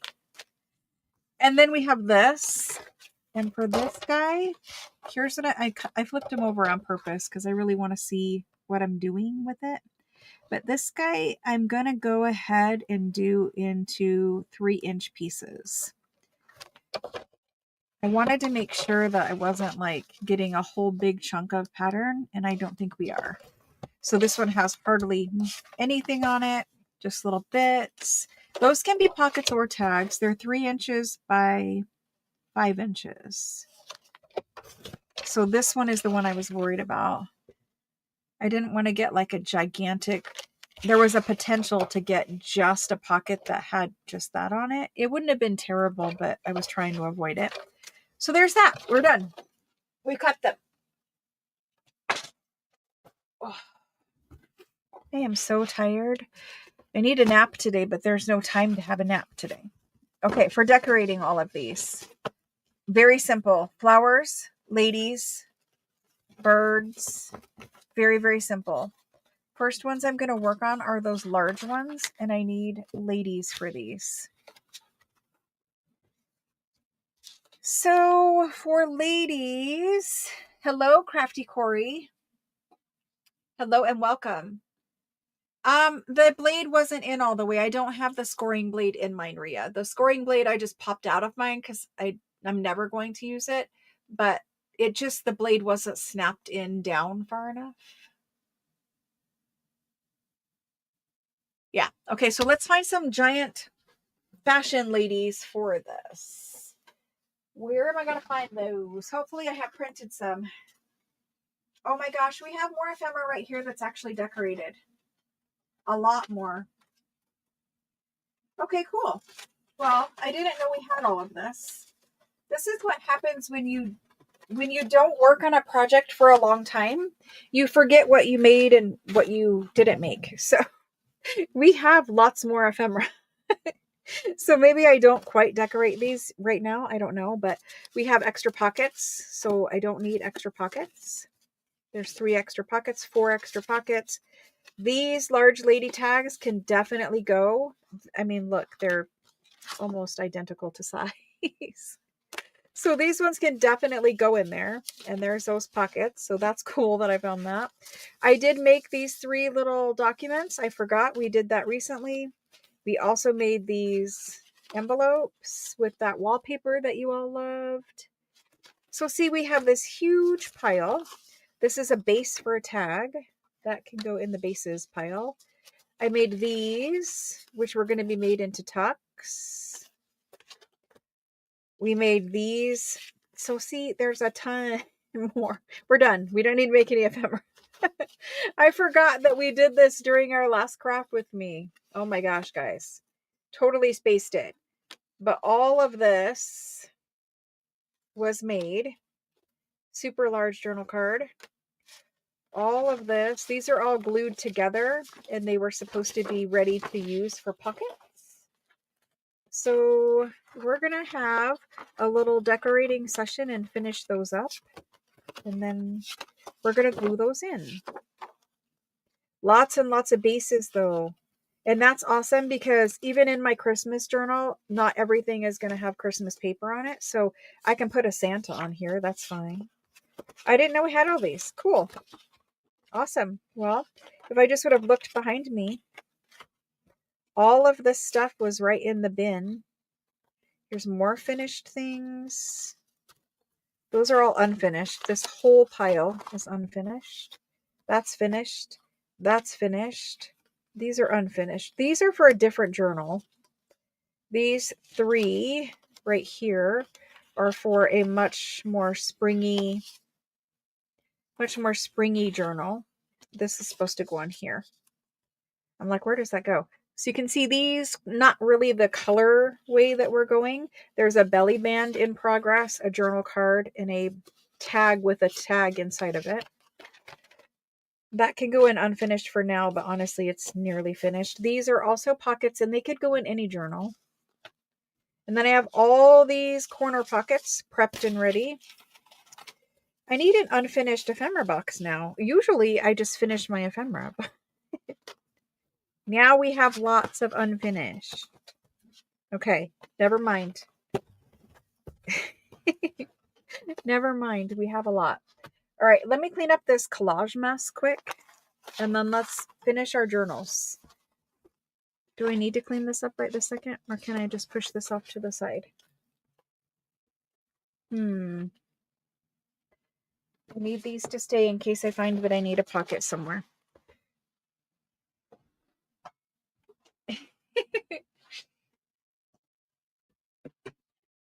All right. The purple door. Awesome.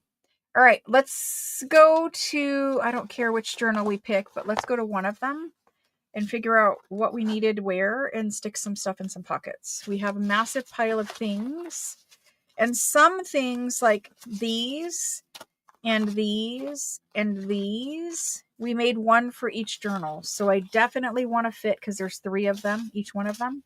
Definitely want to fit those in. These journals are going to be super fat. This one isn't quite so bad yet, but these are going to be super fat journals when they're done. Honestly, I would love to stick something else in that pocket. To me, while I like this, it's not necessarily as visually interesting as I would like it to be. Let's go with, I mean, I could make that into a journal card if I backed it. don't know. I just want something else in that one. We have this large one. I don't think she's going to fit in there. Like, technically, yes, but she needs a little bit snipped off of the sides. Let me snip a little off of the sides so that she fits in and out a little easier. See how, like, I can get her in there, but even when she's tucked in all the way, she kind of butts up against the rest of the signature. It'll be kind of hard for people to turn pages if stuff is like butting up against each other like that. So we're just going to trim her down. We're lucky that this particular journal card, it has quite a bit of open space, and I know that I left it that way so that I could tailor it to fit whatever pocket we needed it to fit in. But it has quite a bit of space there, so you can just trim it and make it fit down into the size pocket that you want it to fit in. Just kind of lining it up.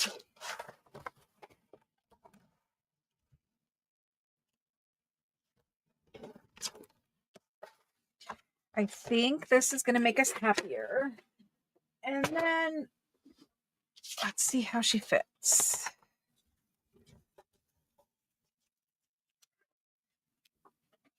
I just wanted something prettier. Yes, love that. Wanted something prettier when you first open a page of a journal. We're going to have to ink a couple things as we go. Oh my gosh, Dee. These Italian ladies, thank you, first of all. And these Italian ladies journals have been in progress for a while. They were a kit. I do monthly junk journal kits. And so I have live sales every Tuesday, but I do monthly junk journal kits. And the people during the live sales, a lot of them purchase the kit. And then we craft kind of together, like, you know, during Craft With Me Live like this. So these have been in progress. This is a bunch of dried coffee right there. Sometimes you get it. These have been in progress for a long time. I'm trying to finish them up. They're basically done. They need, you know, lace put in the final touches, but I'm hoping that we can get them stuffed with ephemera today, and all their pockets will be glued in so that I just have to add that lace, and then the covers need decorated, but we're really close to finishing them. On my Tuesday live sales, I sell all of this antique French ledger, all of the rag paper books, all of that kind of stuff, all the Florentine paper, all of that kind of stuff I sell on Tuesdays. So let's put her in there, and I don't really want to put another lady in there. Let's stick this in the back. It's just writing paper, kind of like that. And then maybe we tuck that in there, or we find a different spot. I kind of like it in there. I'm just going to tuck it in there like that. You know, it kind of covers her. I'm going to leave it in there. I could tuck it over the top like this too. Maybe that's what we do with it. We give her a little veil. It's kind of like a little tab up there, and then she has a little veil. I don't know. Let's leave that one in that pocket. That made me much happier though there. So this is like final ephemera, pockety, zhuzhing, whatever. I cannot get over how much I love this page. All those greens played beautifully together. The green in the paper, the green in this, the green in that, and the green over here. Okie doke. So all the original ephemera, you guys know, comes from the Tuesday live sales. Everything else, the coffee dyed stuff, all of that, Tuesday. I don't think we need any more pockets right here. We left some room for writing. We did need tags for here. I have like a base of one so that we could decorate it if we needed it. I mean, I could go like that. Super easy. But we have these things we need to get in here.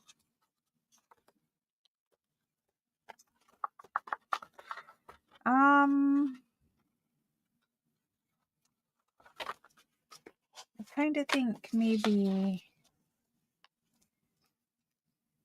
it's weird. The scale is better because these ladies are also small.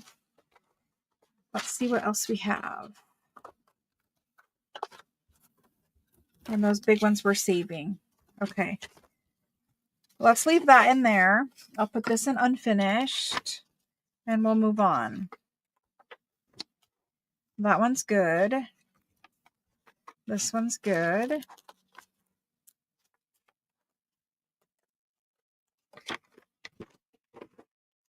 This one needs one.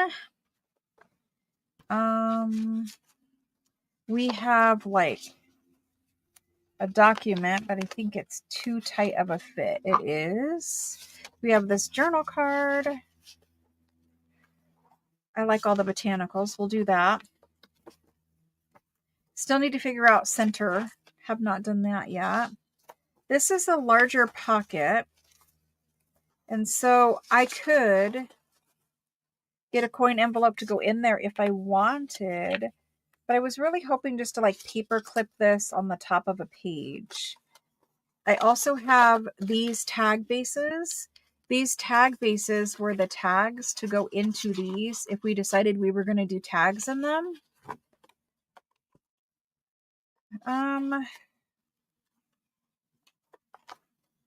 Let's hold off on that and let's put the document in there. So this is a piece of German scrap put on an original French document. I love this rag paper page. Do you guys remember how thick this rag paper was? I love this rag paper. The kits, so I do a monthly kit. So this was the September kit, which is why I said it's so delayed of me finishing them. However, we do have a December kit. It's a November/December kit. And that kit I'm going to sell on Tuesday. So if you come back on Tuesday,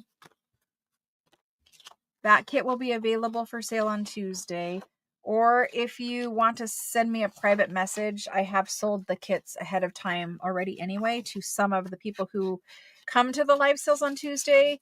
Normally they're out by now because it's November/December. However, the December kit is really lacy and frilly like this. It's a French Victorian Christmas, and it has a lot of the same elements as this journal series does. It's just really lacy, really frilly. Like for the Christmas journal kit, I kind of went all out with it. So it did take me a little while to put it together. So there is a large journal card. I think we should put a tab at the top right there so that it's easier to pull in and out. Plus she's a little plain looking. So anyway, the point is the kit is available officially for purchase on Tuesday.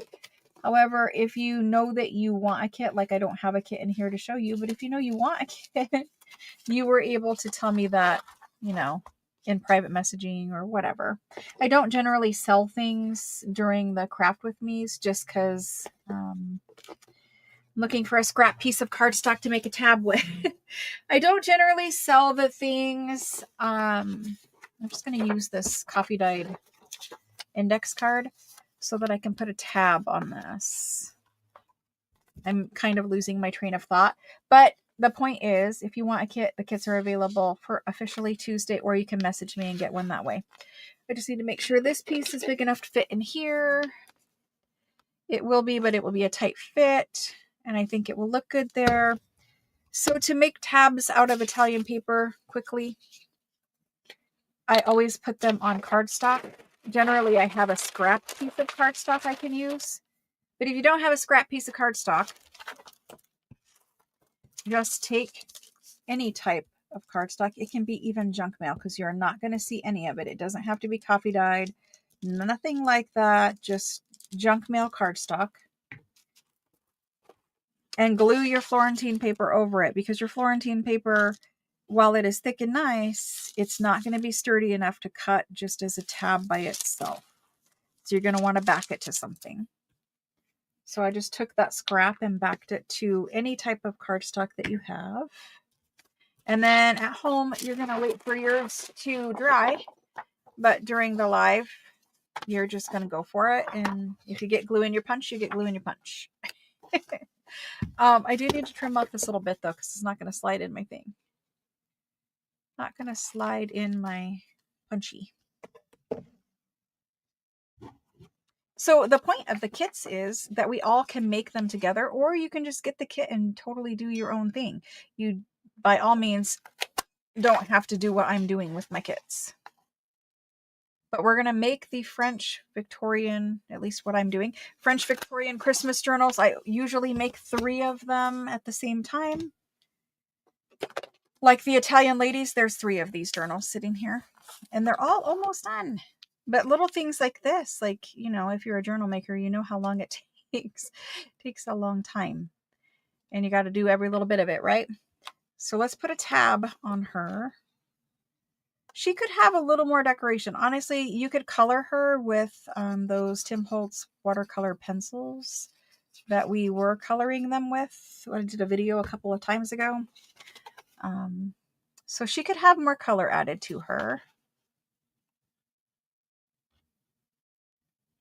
But the tab's going to help somebody pull her in and out of the pocket. Plus it added a little bit to her. But if you use the Tim Holtz colored pencils, this is an original Victorian fashion lady from a French fashion magazine. You could take her to the copier and copy her and then print her out with like a laser printer and then use watercolor. I can use watercolor on this without it bleeding, but you know, depending on like if you print it with an inkjet, you might get bleeding. But anyway, you could color her. So maybe the new person who buys this journal will color her. But for now, there's a very large journal card. I want her head poking out right there. So there's that. And then we had this large tag that can go over here. And we need a tag for this. There is a spot where I was going to make one. J-Mac, hello. Good afternoon. Oh my gosh, J-Mac. Everyone's in love with it, including myself. It is amazing. So fun to play with. And hopefully all of you guys just got your Christmas. My glue is bubbling up again. I have heard from many of you that you did get your Christmas Florentine papers. That's awesome. We're going to start playing with them on Craft With Me on Friday. Normally Craft With Me's are Fridays. And we're going to get to working on some Christmas ephemera featuring Florentine paper and antique documents on Friday. Okay, so let's put that tab up there so don't lose it. I really do need to make a journal card for here. Because she didn't have a lot of color, let's go ahead and use one of our Florentine Masterboard ones that we just cut up and put in there. These ones are going to be too small, but this one will work for right there. I like this one too. Let's use this one. So let's decorate this to go into this pocket. For whatever reason, we just don't have something that will fit in there. And I could just use the base, the ledger page base, but her journal card is already kind of plain. Anyway, let's find something to cut out and decorate that with. If we have a lady, I don't want to put a lady here. So we're going to need like a long flower. Do I have? I do. I have flower pages right here. Yay, I'm so glad. I'm so glad you guys are getting it and you love it. It has been super fun. Okay. So, for flower pages, at least I thought I had flower pages here. I have those two. Do I not have any others? The answer to that would be no. These ones. I don't really want to put oranges. They look like oranges. They're oranges and lemons. I don't really want to put them on there, but yet again, it is Italian and we could put lemons on there. No, I want a flower. Let me find a flower.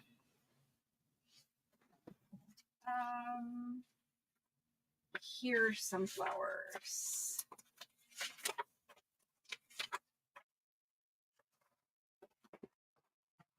Yay.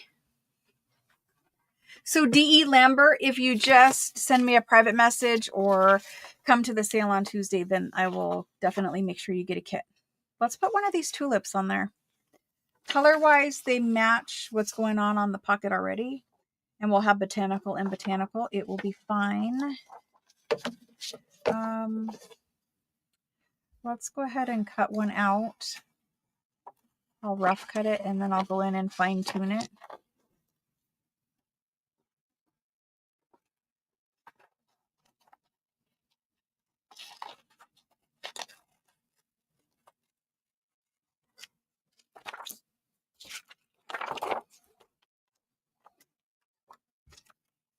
Okie doke. So now I'm just going to fussy cut this flower and I'm going to glue it on. So we're still decorating some of them. The little ones we just made with the Masterboard. Thanks for joining me on Sunday. I know it's weird to have craft with me on Sunday because normally we don't, but it's on Friday usually. Friday and then Saturday morning, which I'm hoping to still be able to do Saturday morning through the Christmas season. We'll see. I don't know. Saturdays were always like bonus crafty time for me. All right, so there's that guy if we just leave all of his white on and his little botanical name. I don't know if we want him there or there. So a couple of things.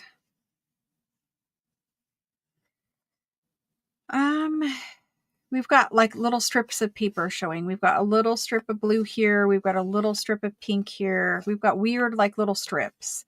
When that happens, when you cut up your Masterboard and you're just like, you know, it just cut strange. We've got little pieces here or there.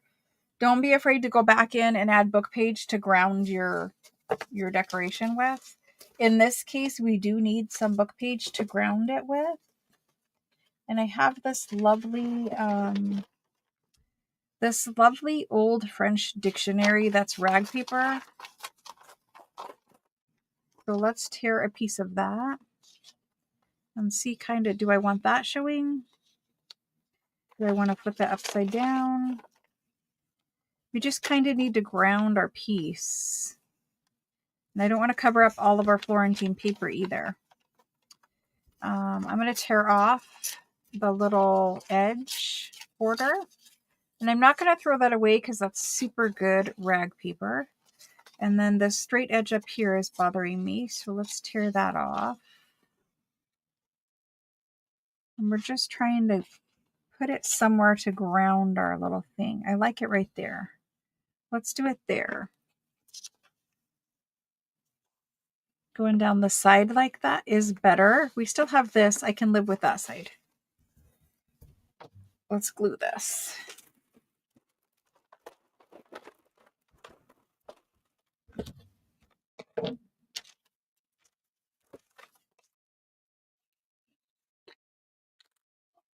So you're going to cut your 4-inch strips off of your Christmas too, Rhea? That's a smart idea though, because then, like I said, you save yourself enough Florentine paper in a large size that you can go ahead and use it for a journal cover. I'm hoping that we get some journal covers made out of Florentine paper soon. Okay, there's that one, and I'm just going to glue stick my flower, even though he's like a little bit thicker paper and a little bit shiny.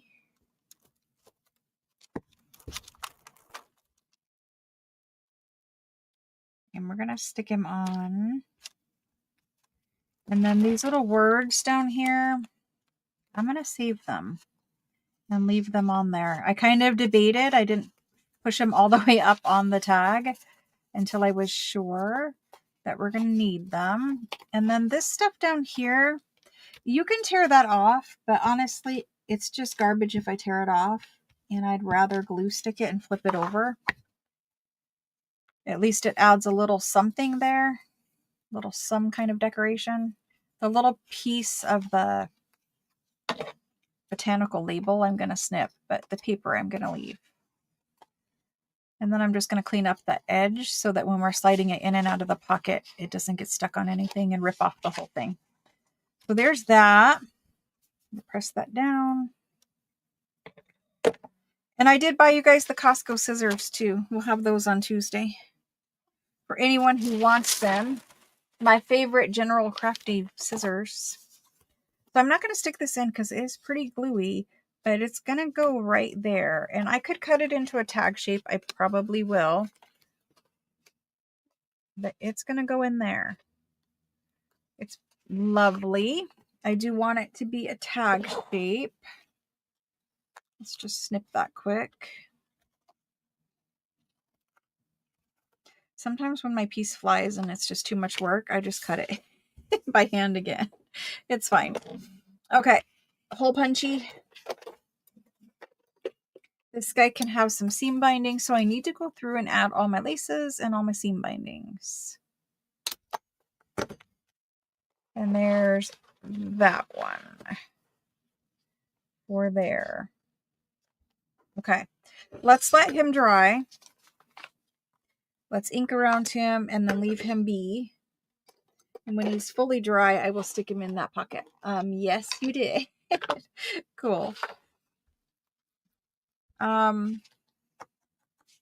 Super excited to play with them, though. I haven't played with mine either. Well, maybe you have played with yours, but I haven't played with mine. Thanks for doing the Facebook group, though, guys. So I have a link for the Facebook if anyone is interested in joining the Facebook group. It's called Junk Journal Makers on Facebook. We're a fairly new group. We have a couple thousand members, or I don't know, 1,400 members, not a couple thousand. I have a couple thousand subscribers now on my YouTube channel, which is nice. But yeah, that'll be great. Okay. The Facebook group is called Junk Journal Makers. I'm going to put, actually, I pinned the link at the top of the chat. So that's the link for the Facebook group. And that's where I post whatever's happening lifestyle wise or craft with me wise or journal kit wise or whatever in the Facebook group. Okay, so right here we have this pocket and this base. Let's see if we have another tag that is done that we can pop in there. I thought we had all this ephemera and I was like, oh, we're done. We don't need to stress about it. But apparently I still need a few things. I'm wondering, we're going to have to decorate this. It's going to need to be decorated. And then that's fine. It could use more, but it's fine. It has something in it at least. This one I may or may not stuff, but we do probably need to decorate. So 2 places for decoration there. This guy goes in here. It's a document little pockety thing. Okay, so really we're very, very close. This is getting like lace cluster down here. We're very, very close. Let me see if there's any pre-made ephemera that will fit in the other journals before I start decorating those last couple pieces of ephemera. So same thing with this one.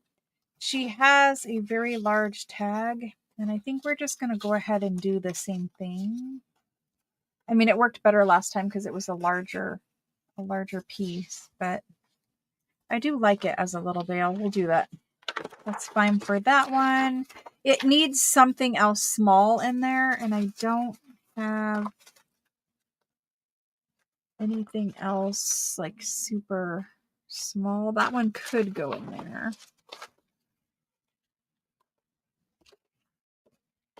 Maybe we'll stick this one in. Let me ink it. It's pretty light, so I don't want to ink it too much.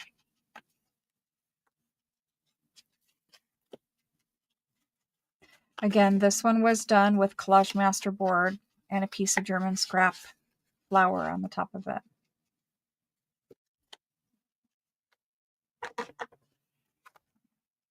There's a couple in that first little pocket. Okay.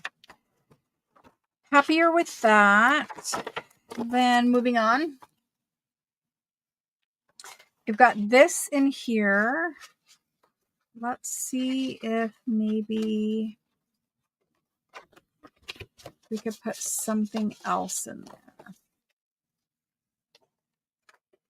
Maybe the document could go in there with her.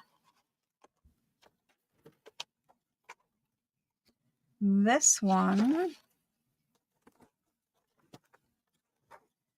has that in it. That's done.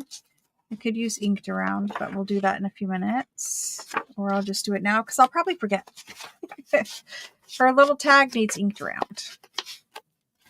You guys ever do that where you're like, oh, I'm just going to do that in a minute. And then you end up like selling the journal. And on that final flip through before you ship it, you're like, oh, darn it, I forgot to ink that. Yeah. Before I like ship a journal to someone, I always do a final like flip through. Usually I do a final flip through and then film the flip through video, but sometimes I'll sell it and it doesn't get a flip through video. And so then I have to do that final flip through before I ship it. So she goes in there. This is a fabric pocket with a little fabric cluster, some lace that could use glued right there. It does need glued right there. I keep my Fabri-Tac upside down because it's almost empty. It's got a big bubble of Fabri-Tac on it. It almost acts like a little seal though, so that's good. Let's put a little tiny dot of Fabri-Tac right there. And I will hold it. Can I get this back on as a cap? I wonder. Kinda. No, can't. All right. So we glued that. And it's a little sticky. Hopefully it's all right. That's good there. Like the purples. That's okay. This one's okay. I thought about folding this. I might actually come back in and fold it. You have this lady now too, though. And I think she's much better there. We took her out of a different pocket a while ago. So while we have that, where can I put it? Those ones are really full. I don't want to just take things out. I want to leave them in the journal somewhere. It could go in that one. It could go in this one as well. Let's do it in there. It's going to need a hole punch though. Now that it's not in a pocket by itself, it needs a hole punch so that you can put seam binding at the top to kind of, it blends into the paper. It blends into the background paper. And you need to be able to show the person, hey, there's another tag back here. Because see, when I put it in here, it kind of blends in. But if there's seam binding there, it's more, you know, I don't know. It shows the person, hey, you can pull this out. It's a tag. It's a working tag. I don't know. So we'll put it in there so I don't remove ephemera from a journal. That is really beautiful in there. I love all the browns together. Really beautiful. Okay. This one can go in here now. We have straw paper in our Italian ladies journals. That's awesome. There's this one. So this is just going to get decoration down here. This pocket is empty. So we need to put something in it. I was keeping these big tags, but why was I keeping them? So then we have two other pocket tag combinations and a bunch of pockets. Let's go ahead and stick her in there. She fits. Let's go ahead and stick her in.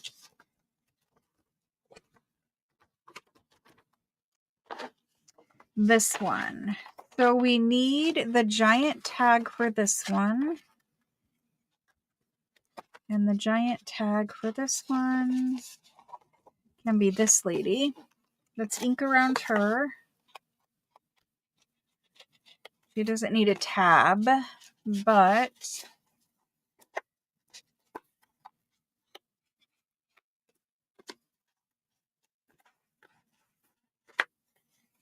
she needs inked. And then it looks like we're going to have to make another little tag for that little pocket. And this time we might just use that ledger base that's down there. Not sure. Maybe we'll just use Florentine.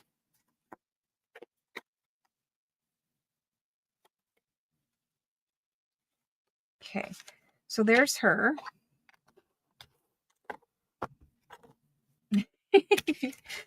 So let's stick her in her pocket. She's beautiful in there. Love that. And then for this guy, do we want Florentine paper? I think we kind of do. This feels like two to me. It's so thick. Okay, so let's use this one in there. It's kind of like a pop of color, a surprise. Let's use it like that. And let's go back to our flowers. and add a tulip from that page.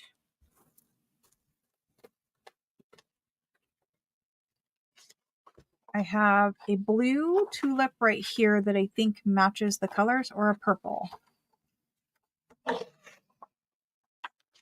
So these are the finishing touches, right? Like, you got to go through and you got to make the last couple little things that you didn't make. You got to add a couple little pockets here or there where you feel like there's just, there's not enough.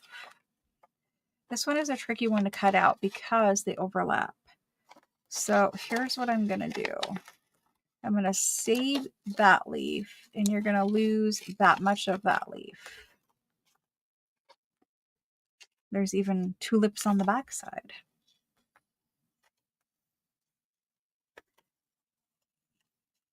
And I'm going to save the words for now, but it doesn't mean that they have to stay there. In fact, these ones probably will not.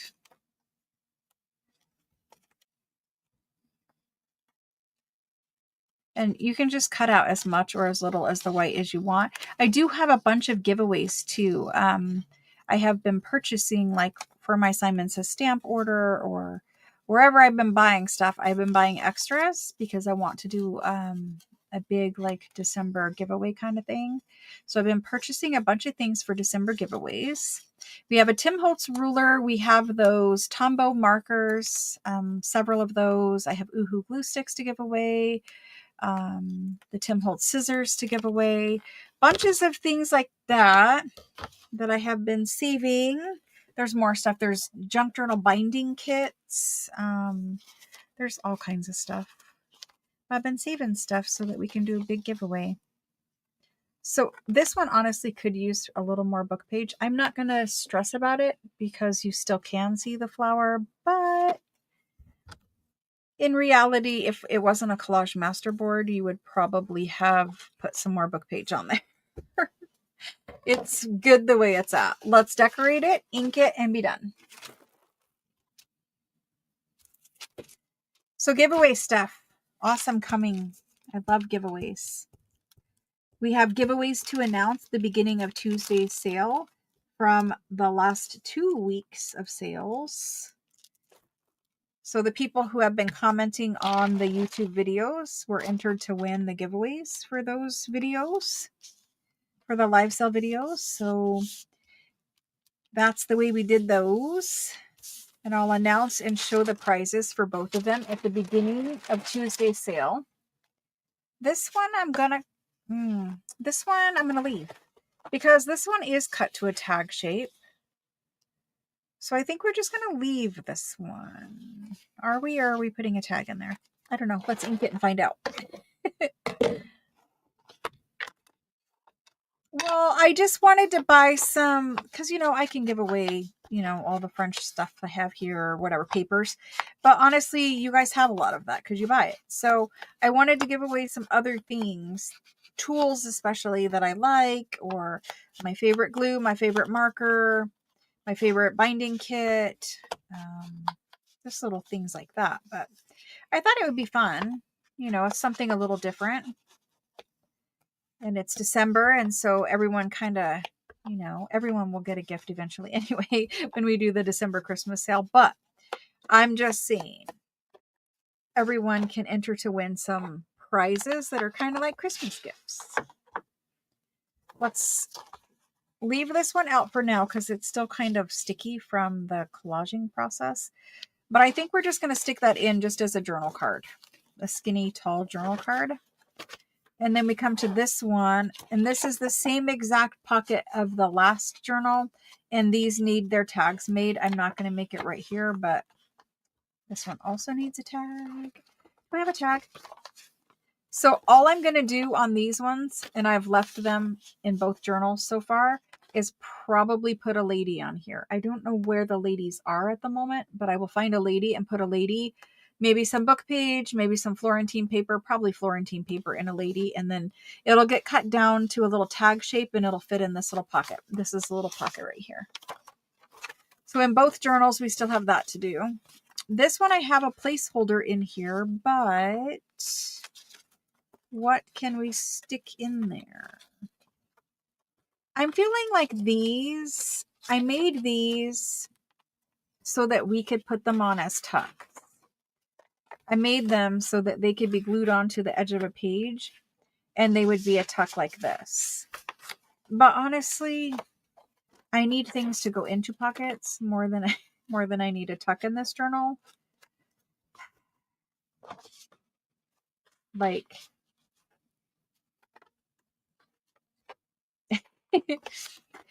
I don't know. Let me leave those for now and we'll think about it more. These pockets I think I'm just leaving open. And then we just needed something for here. So we still have a couple pieces of ephemera that need to be made unless I just start sticking like, you know, sticking things in pockets. You could, but it's not my favorite. Let me see what else we have. I have extra pockets and tags that go together. See, I'm saving her and saving this one because in my mind, these are sets. They go together. So I have those, but I don't want to separate them. We need something for here. What did I say we had that we could put anywhere?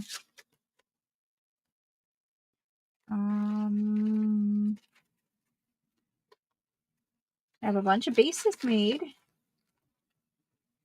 The flowery things, those are pockets. Those are all tag bases. Nothing else decorated, so I still need something for here. Well, it looks like I need to find the ladies. Let's work on the green one, and then we'll come back to doing those last little couple tag things. I'm thinking this is not the right, I didn't print this on the correct printer, but I'm thinking I'm going to put her on the front with a big lacy piece around her, kind of like a cover, build the cover topper and then glue the cover topper on. But we're not to that stage yet, but she's in there to remind me of what I was planning on doing. We have this one in here, and she needs a little something else with her. And I know that we haven't done the document yet, but I don't know if I want to cram a document over top of her face. So let's leave her for now. We could use this little, like there's an iris and an iris, or a tulip. I think this is a tulip. We could do it. Let's leave it for now and come back to it. I need a couple more pieces of decorated ephemera, and they need to be ladies from what I'm seeing. That one's good. This one has the lace on the page edges already. The other one does not. This one also has a tag here, but it needs a big tag back here. Did I save a big tag put back there? Or did I use them all? I have that gigantic journal card, and that is all that I have.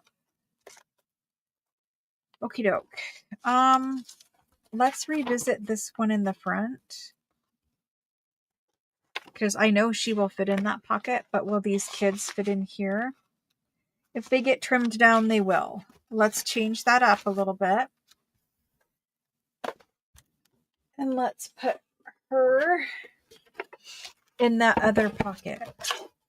So again, this one, I made it so that we could trim it down, and it needs quite a trim actually. Not as much on this side.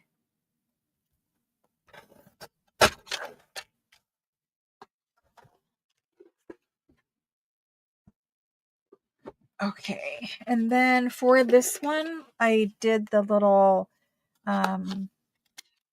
corner punches.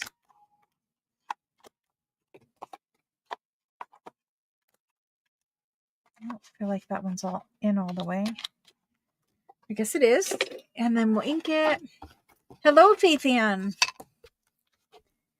I'm just getting the little final pockets and ephemera in these journals so that we can move on to finishing them. I need to have some projects completed before I start that Christmas one. The Christmas one is going to be very similar to these journals, just Christmas themed. lots of French fashion ladies. And even though these were called Italian ladies, y'all know my ladies came from French fashion magazines. But so those kids are going to go in there. Now I could put this tag back in there, but honestly, I don't feel like we need it. I feel like the kids are good there. Did I ink around the back? I did not. So I have the 3 Granny's quilt journals that just need lace glued on. And I have these ones that I'm hoping to get to the stage of just needing lace glued on and their covers done. Their cover pieces and lace gluing should be like one afternoon of crafting. So as long as I'm like one afternoon of crafting away, I think I will be happy. I just don't want these projects to drag on any longer than they already have, being unfinished. So if I get all 6 of these done, the 3 ladies and the 3 Granny's quilt ones, that just leaves me with 4 bee journals that are unfinished and 3 Halloween journals that are unfinished. I have had quite a bit of difficulty finishing projects lately, and it's not for lack of will. It is purely for lack of time. You guys know I love crafting, and I love crafting with you guys, but time has really been difficult for me lately. You guys know that because you can see me struggle with everything that I'm trying to do, but it has been really difficult. So, I can hear motorcycles outside. Yeah, it's like they ride dirt bikes in my neighborhood. I don't know if you guys have that happening in your neighborhood, but it happens in my neighborhood. Now I have this tag that I could just stick in here. I'm just going to do it for now. There's 2 beautiful tags in there.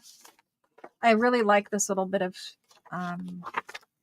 fabric popping out. This guy has all these little flips, and his little flips, he needed some little things in the pockets. This is wormy paper. This is a little journal card. A little more decorating here. She has the pull out little tabbed. I'm hitting the end of the envelope. Uh-oh. I pulled her out and now can't get her back in. There we go. That one might be a little fiddly, but you can see the woman through the envelope. Okay, good. Did we put, I don't think we did put one of these in yet. This would be great back here. If I could see it. I don't know that I can. I guess we'll just leave her. I need something else. This one has a decorated tag right there. That's good. So this is what I'm going to do to the rest of them. This pocket is that same pocket on that page that I've not decorated the rest of them. So she's already in there. That's good. Honestly, she could also use a tab, but I'm not going to stress about it. Let's put this one in here. Much better. Then we've got this one. I can tell right off the bat that she's going to need some seam binding and a hole reinforcer. And she needs inked around.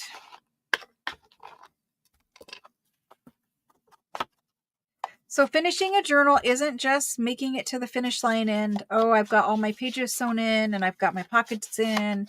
It really is that last little bit that takes the longest. And it's because, for me at least, you really want to get that last little bit right. Like, you don't want to, you know, have gone so far and not finish it correctly so that it's, you know, as beautiful as it can be, I guess, is a better way of putting it. So I probably will put hole reinforcers, but for now I've just left it like that. And she'll go there. Let's see. I still need to find, in all 3 journals, I need to find 6 spots to add the additional pieces we have over here. There's a little add-on page there. This one is beautiful. I think we're going to hole punch this also. And so sometimes you see them and you see at the top where it could just add a little decoration to the top of it. So when it was in the pocket, you really, you couldn't see very much of this. So I just kind of added a little hole there. And when I put the seam binding in it, it adds that little decoration on the page. So when it's in its pocket, you will be able to see, need ink around the back too. You'll be able to see the little cute piece of ribbon hanging out, which will kind of decorate the page. See what I mean? Like when there's a cute little piece of seam binding popped out, you'll be able to see this a little better. That was the reason for going and adding some holes to things. There's that. That one has that document in it. So there's several documents in all the journals. That's good. This one, do we have something in here? We do have something in here. We have a little decorated flower tag in there. Can't put a tab or anything really on it because it won't fold if we did. And back there we have this one, and we have our lace sample back there covering her. So that's good. We didn't do that lace sample up here in the front, and we don't have a lady there anymore. So that's good. That worked out good. Okay. And then we're to here.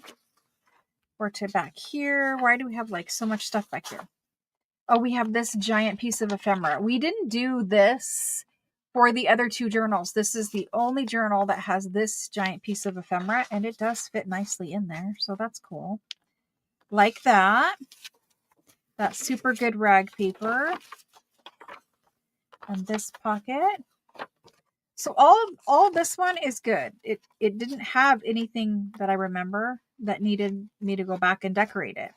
And you can see how fluffy and full it is. And it still needs these added to it. So this is a coin envelope. This is a coin envelope that we've decorated, and I'm going to paper clip over the top of a page. And this is the tag base that was supposed to go in there. I don't know if I'm going to put it in there, but it is in there, or it's supposed to go in there.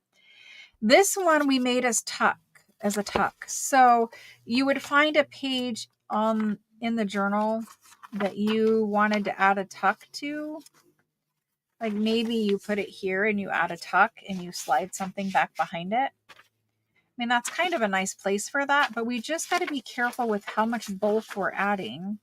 I'm going to go ahead and glue this one here. I like it, but we just need to be careful with how much bulk we're adding to the journals. Sometimes I make my journals so thick that I have to take some ephemera out when I ship it. And it's because I ship the journals with their closures on. So seam binding or whatever kind of closure you're going to do. And I don't want, because they're tied shut, that tightness to possibly tear something or just make the journal too round overall when it's done. So we glued on that tuck.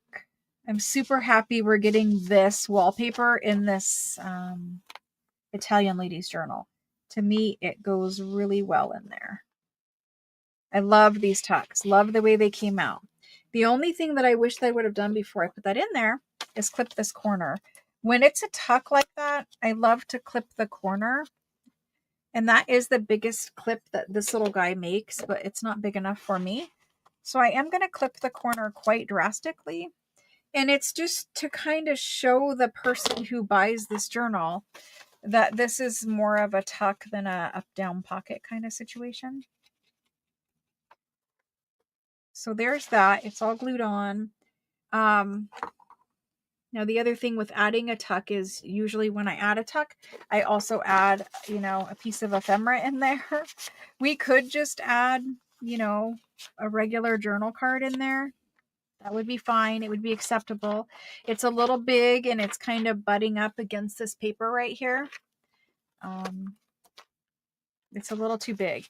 You could just take it to the trimmer and trim it. I think I'm just going to do that.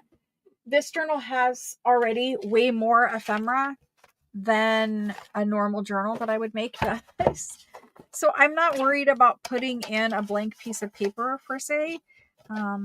This is a coffee dyed index card.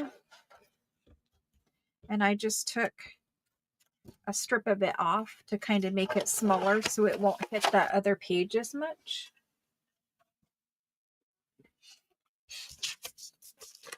So it's okay to give people blank things to play with.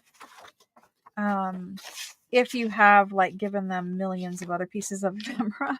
Plus, some people appreciate having something a little blank. It's writing space, right? And it's also giving them something where they can decorate it if they want to. But it's okay to add it. I'm okay with it. I would give myself permission to add the blank one. But other than that, we were good. We needed to put in the envelope and or the little tag. So my idea with the little envelope was we would just pin it in. Let me see what the center situation is in this journal. Where is my center? Right here. Let's clip this. We have stuff here. Let's go ahead and clip this there though. We'll clip it right in there with a paper clip. I do have rusty paper clips in here, but I don't know where they're at the moment. So let's clip that in the center. I think we did the same center in all three journals, but we don't have purple flower or pink, red flowers. I don't know what I'm trying to say here. We don't have red flowers for all the other ones. One is purple and one is red. So we'll need to be aware of that placement. Maybe it won't work in all of them in the center, but I like adding something in the center, so that's good. Let's do that. And then we have this. Could we clip our tag over here? We have a pocket there though. I don't want to clip it there because it covers her up too. So let's just do this here. I don't know if I want to put this in here or not. It's a blank tag base. It's on copy dyed or straw paper actually. These pockets are a little stiff just because they've never been opened before and they've been copy dyed. That's a lot of bulk. I think we're just going to put the envelope. We're going to clip this envelope right here. So this journal has all of its ephemera in it. There is no more ephemera that needs to go in this journal. But look at how gator mouth, like I can close it. It'll be fine. But it's really, really fat with ephemera. And it doesn't have all of its lace in. It needs more lace. So this one has lace on the page edges, which I'm happy with. I could add a little more maybe, but it needs more dripping out the bottom. This is the very bottom of the journal. So like this is the very bottom of the journal, and it needs more lace dripping out the bottom. So on the bottoms of some of these, I'm just kind of showing you what I'm going to do. The bottoms of some of these kind of pockets, I left place when I put this pocket on. See how I left it up from the page edge? I left it up from the page edge because I knew I was going to come in and glue lace across the bottoms of some of the pockets. Like this one right here will get lace across the bottom. And that's how I get the lace to drip out the bottom of my books. So if you want lace to drip out the sides and the bottoms, you just go in, like even this pocket could have lace dripping out the bottom. There is lace right here dripping out the bottom. So just go ahead and put lace across the bottoms of your pockets. So my next step is lace on all 6 journals. The Quilty Lady, the Granny's Quilt journals all need lace on the page edges and lace coming out the bottoms. They all already have pockets in them. They all already are done with ephemera. The quilty ones are finished with their covers. These ones just need covers and lace. In this guy, he had a couple more things that needed decorated, but where is his center? So same situation. Let's put this one in here. This one doesn't have a pocket that's like got tall stuff in it to interfere. So let's clip that one in there. Oh, we need to glue on the this thingy. We need to glue on this thingy. Let's put the purple with the purple right there. I mean, I just randomly opened this page, but why not? Let's do it. I mean, they can write on this side of the straw paper. I was trying to make sure that they would have enough straw paper like to write on. But let's glue this one in. You want to make bigger spines? The gator mouth certainly can do that, and you can do that with any of the kits that I give you too. You'll just need to construct, instead of where I make a single piece cover, like a one piece cover, you'll need to construct a front and a back cover and a spine separately.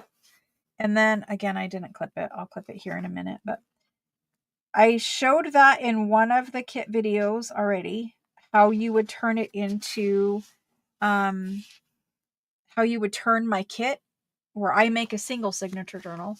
I've shown it before where you can take my kit and turn it into a journal that has as many spine or as many signatures in it as you want. What you do is, instead of where I took one piece of the watercolor cardstock and made a one piece cover, you're going to cut your cover in half, and this is going to be your back cover, this is going to be your front cover, and then you're going to take, scrap cardstock or chipboard or something like the back of a notebook pad, something you got in, junk mail. You can glue layers together, but you make it the same thickness as your front and back cover, and then you decide how wide you want your spine to be. Some people just make a little 1-inch spine, some people make 1.5, however wide you need for however many signatures you want to put in it. And then from there, after you get your 3 pieces, the easiest way to connect 3 pieces of a journal cover together is with fabric. So this journal does not have fabric down the spine of the journal. On the inside, the first green one does. And you can see where when I added the fabric in there, so if you had 3 pieces, when you put your fabric piece in, it's going to be glued to the spine, and then these little wings are going to attach to the front and the back cover. And that's how you kind of construct it on the front, and then you do the same thing with fabric on the back. And that fabric allows your front and back cover to open and not butt up into the spine. So there it's a very easy process. I just don't do it because for me, a single signature journal is the most popular one that people ask me for and purchase. When I do multiple signatures, a lot of people don't want to pay the money that a multiple signature journal would cost. That's just kind of my experience. Is when you are doing single signature journals that sell for $225, if you add more signatures, your signatures aren't going to be this big, so it's not like a 1-for-1 comparison. But the last 5 signature journal I did was $475. It's a lot of money, and I don't know, most people, they'd rather have a single signature that's one theme and work through that and then buy a whole new journal the next time around, rather than buying a journal that's one journal, but it can last them like the whole year or whatever. So, it's just my opinion, just my experience, that the single signatures sell better. And I know if you're not selling, it's not really important to you that way. But because I do sell the journals, it's kind of something that, I've just figured out over the years of the 475s are very nice. They take a long time to make, and they're really, really full of stuff. But how many people are willing to drop that 475 on a journal? Less people than will drop 225 on a, I'm not going to cut it with that, on a single signature. Just my experience. Now this one, I don't want to cut off the book page number, so I just clipped it like that. Yeah, and if you're not selling, it's not really, the same kind of mentality that I have to think about all the little things, right? In lots of aspects, I need to change this. Lots of aspects of selling journals, you have to make what people want, not necessarily what you want to make. I try to make things that everyone wants, but sometimes I do want to make a weird thing that not that many people want to make with me. It's just a struggle, right? Like, I can make some projects off camera too that just I want to make, like, that I don't think are going to be that popular, but I don't know, because I make them live with you guys and then I sell them, it's a little different. I just need something in there, and I know I have journal cards, like coffee dye journal cards, so I'll probably just put another coffee dye journal card in there. Anyway, we're there. This guy can go in here now. He's dry enough. This one has both pieces glued in him. It's a snug little pocket there. So it's got that there. Flip a couple pages and you've got that there. It's not back to back. That's just where the straw paper was in this one. So that's where it went. And on this side of the straw paper, we already had that pocket. So those two have everything. This guy is the last one that needs something glued in him. See that little lace piece? It worries me. Okay, so where is... We have a free paper here that I could make the tuck go this way. And our center is here, and she would get, there is purple flowers here, so she would get this pocket.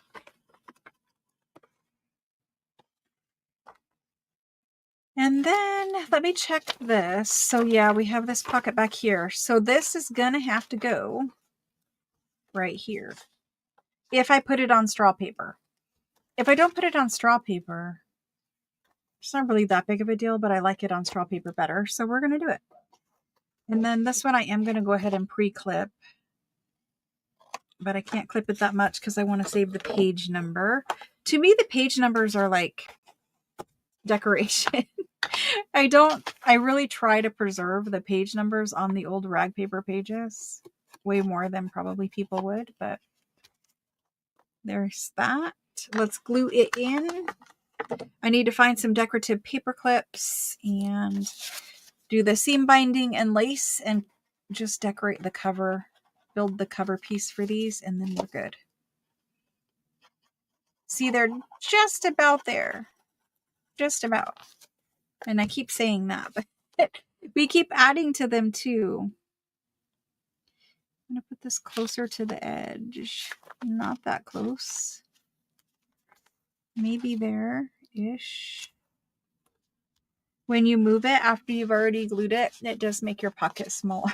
This is a tuck, so it's not really that big of a deal. But if you put your glue on and then you pull it, even though you're straightening your pocket, what you're doing, like if this was a normal pocket and you had glued all three sides and you move it, you move that glue and it does tend to close off your pocket. So when you're putting small pockets on, just be aware, if you have to adjust, that glue on the inside of your pocket is going to spread and close in your pocket. This is the giant tuck. It doesn't matter, but I'm just saying. Okay, guys. We did it. We have some extra pockets and tags, which can or cannot go in these journals.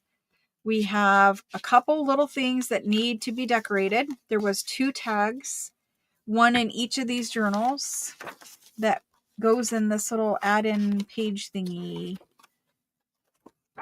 Where's the add-in page thingy? Right here? No.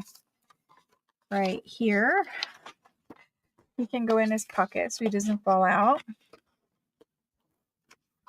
And some of these pockets, when they're extra stiff like that, because I'm the journal maker and I have the glue and everything else, I do give it quite a good tug and put some pressure on it, because I would rather kind of start forming and shaping that pocket before the new person who buys this journal gets it, because I have the glue. Like if I tear it, I can fix it. If they tear it, they probably don't have the glue to fix it. So anyway, these 2 things right here in this one is the only thing that is, and that pocket is the only thing that is remaining. And there might be something else. I need to put some journal cards in and I need to put lace. But we're there. We're there. We have them really full. This guy is the least full for some reason, and I cannot figure out why.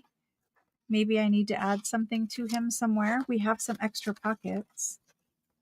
I like them all to be the same fullness.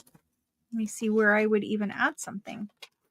There is not really that many places. Like you could add something here, but there is a pocket right there. There's not that many places. So you could add something here, but there is a pocket on the back side. There's not that many places. There is darn near a pocket on every single page. Oops, that one just fell off because it needs paper clips. Is there any place to add anything? So ideally,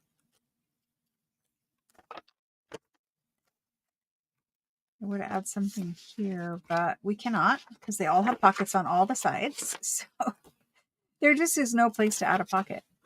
I mean, if you buy the journal, yeah, you can fit one here. You could fit one there. I wouldn't put one here because I'd cover up the people, but I could put one here. And then, of course, there's places where you could put it on the writing space, but I'm not going to cover up somebody's writing space. And there is plenty of pockets in here. You do not need another pocket. Plus, we have pockets for the front and the back, which are these guys. So these ones are made for the front and the back of the journals. That guy goes there. Or these kids go here. You have this whole blue thing going on here. Those little kids might go there. And then in the back, I actually kind of like that one there. That one might go there. These all need inked around. I can't even see the thumb hole notch. So that one might go there. And then we put kids in the back. Does this one have? It does have a lacy pocket. So I was going to put this lacy pocket back here. But it's already glued to that page. I should have thought about that a little bit more. And then we've got this one. Or this one. Or this one. I'm kind of thinking that one. So maybe I'll go ahead and do those pockets there. Before I glue these ones in this one, let me look at these other ones and see. So he doesn't have any pockets either. That guy. And I know we glued that to that one. And I know the first green one has pockets already, which is probably why it's thicker plus the lace. So he has a big pocket here and nothing back there. And I love that one there. So perfect. Let's glue.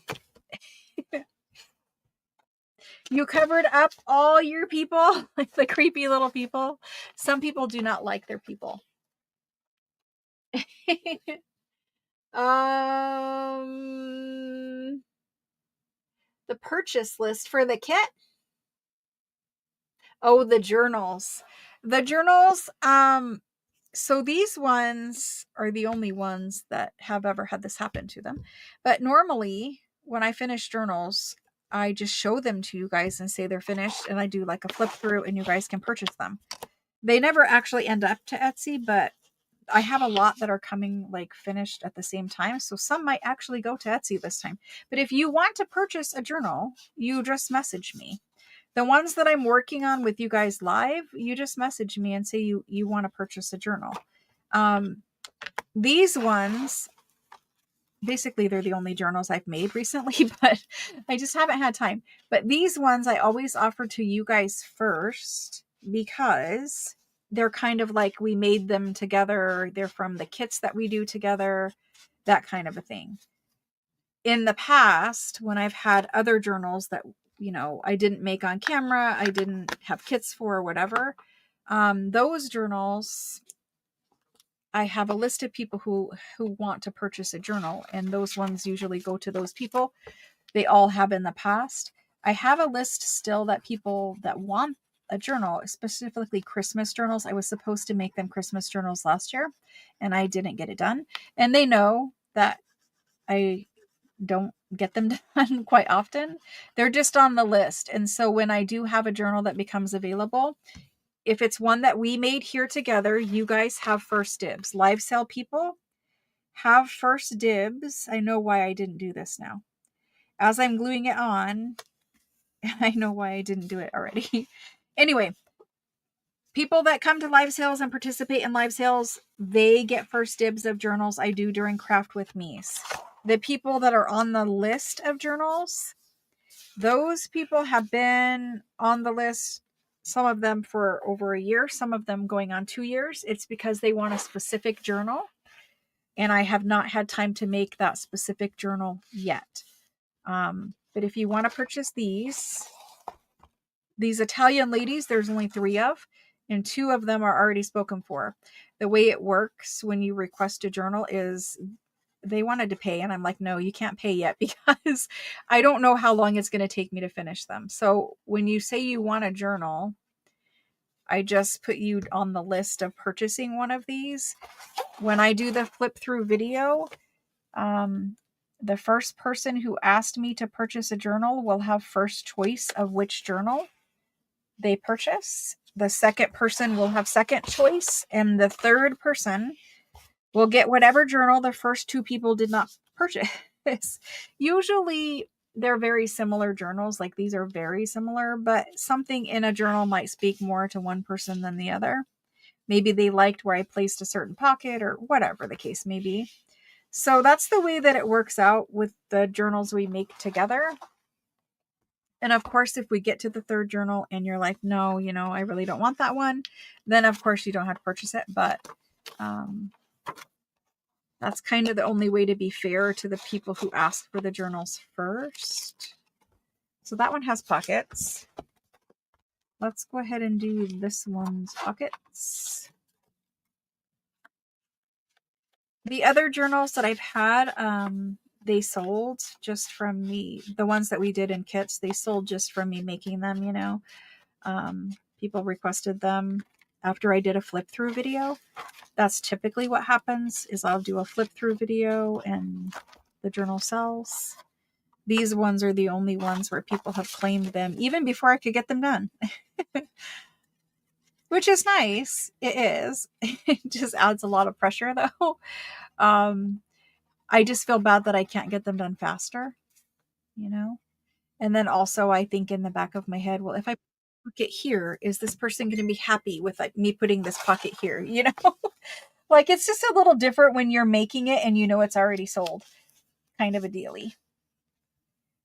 But the people on the list, I know that I owe a lot of people Christmas journals. Like I've committed to making them Christmas journals, and they just are waiting for me to actually make them their Christmas journal. This pocket, it doesn't want to stick. Let me hold it for another second. Maybe I didn't quite get enough glue on it. But anyway, I don't get to make as many journals as I would like to make. In the future, I hope to have more time to actually craft and less of the other things.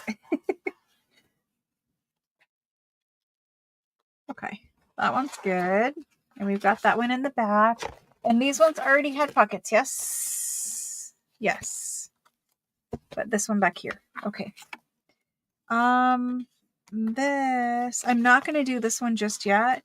This needs sealant put on it before I glue this pocket right here. That music paper is a little bit peely and it just needs me to put some sealant. I'm going to put sealant on all the covers, but before I glue this pocket in, I'm definitely putting sealant there. I was going to do it on all of them. I will still, but I'll have to hand brush it instead of spray it. So that's okay too. But definitely this music paper has to have it. So I'm not going to glue it in, but there's where it's going to go. So now we've added even more pockets and even more fluffiness. We're good until we add some lace. And then I have these little things where if I can find a place to put them, I will go ahead and put them in. We have another pile of half done ephemera that's been started. I don't want to lose that tab. This is all lifestyle stuff from Monday. Yeah, I have a little place where I keep the little tabs, but Florentine ones, I need to sit one day and just make a whole bunch of Florentine ones. These are really, really, really full and beautiful journals. I have loved making these. They have been so fun. Next time you guys see me, I'm hoping to show them done. I'm not going to do any more Craft With Me lives on these ones. I think I have said that once before, but officially, all I'm going to do to these, seal all the covers, seal them, put the toppers, after I construct the topper, put the topper on, add lace to the page edges, similar to this one, on these two and make sure that all of them have a nice bit of flowy lace at the bottom. Then they will get charms or beads, probably charms and beads on their strings. Final touches throughout here, like lacy clusters. There's little other embellishments that I like to do at the end. It's just I flip through the pages and I'm like, oh, you know, if it was me, I would like this here. And then I fit it there, kind of a deal. That stuff is really time consuming, and it's just stuff I like to do in the other craft room because I have all the little embellishments in there. So a little more zhuzhing, but it's also good that I don't show every little bit of it on camera with you guys, because then when you watch the flip through videos, you will see a little surprise instead of like, oh, I saw every little bit of it before. So anyway, we're very, very close. I think one, maybe possibly 2 afternoons. One afternoon will be a quick one for just lace. The other one, I just need to do covers and the little bit of zhuzhing inside. Maybe 2 afternoons and we're good on these. I'm really working to try to get these people their journals before Christmas. Really, really. Like, it should be before the end of November, but time is always a problem. Time. So those ones are very close, guys. That's the only journals I brought in here. I didn't bring the Grandma's Quilt ones in here. Grandma's Quilt literally only needs lace on the page edges, and a couple tiny little embellishments here or there on the pages. I believe they also need charms and beads, but that's pretty quick. We just sew them on. Okay. Bye, Maria. Sorry. Uh-oh. Yep, I'm just finishing up, Susan. Company coming at 6. Ooh, yes, you do need to start cooking. All right, let me flip this camera back around. I have no idea where we're at. Let's flip it back around. Let me say my good afternoon, good night, good morning, whatever to you guys. It's not morning anymore. Let me say my good nights to you guys. And I will see you on Tuesday, hopefully. I'm going to be here on Tuesday. And we're going to do, I think, part 2 of the lace sale on Tuesday. So if you bought lace on part 1, I'm going to cut with part 2 and ship everything together. So that's what should be the live sale this week, unless something changes. I am trying to do lace. I'm sorry, my chair is like pushing me. My chair is pushing me too close to the camera.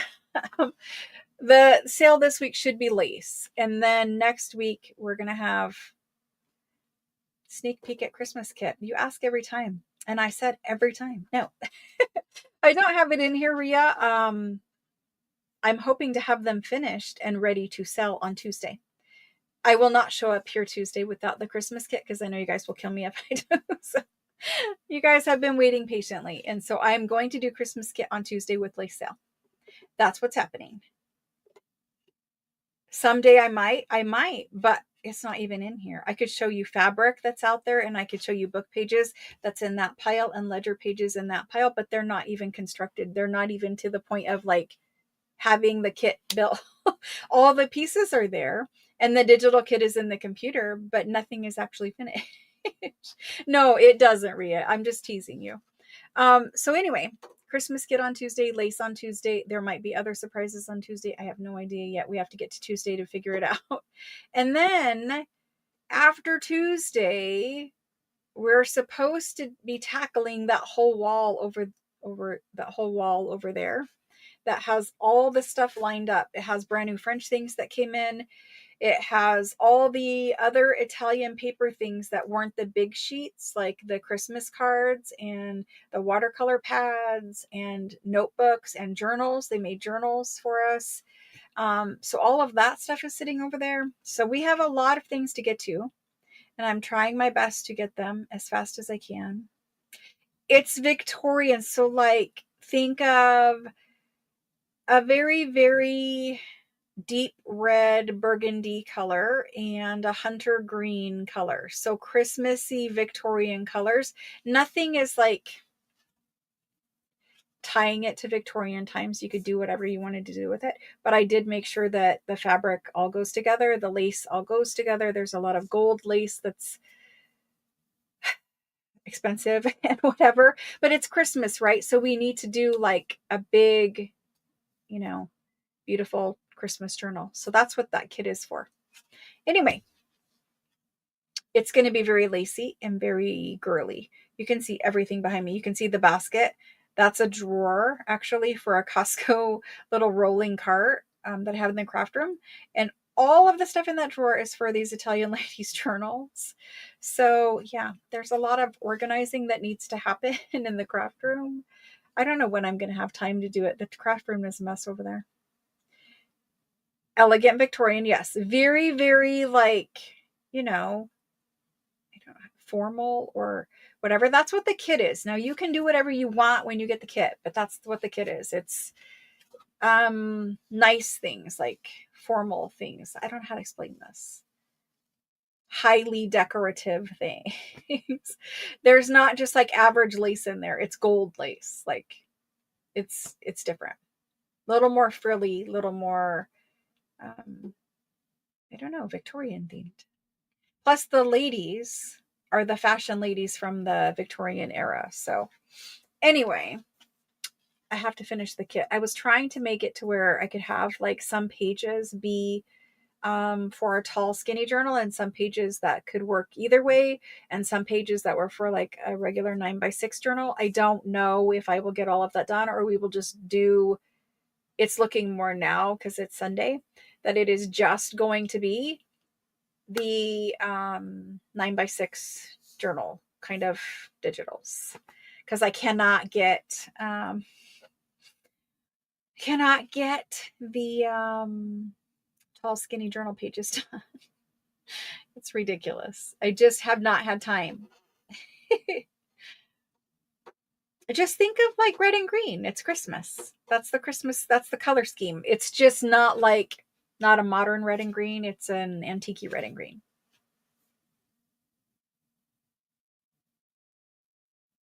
Oh, for Christmas? Oh, for French. The French is getting you.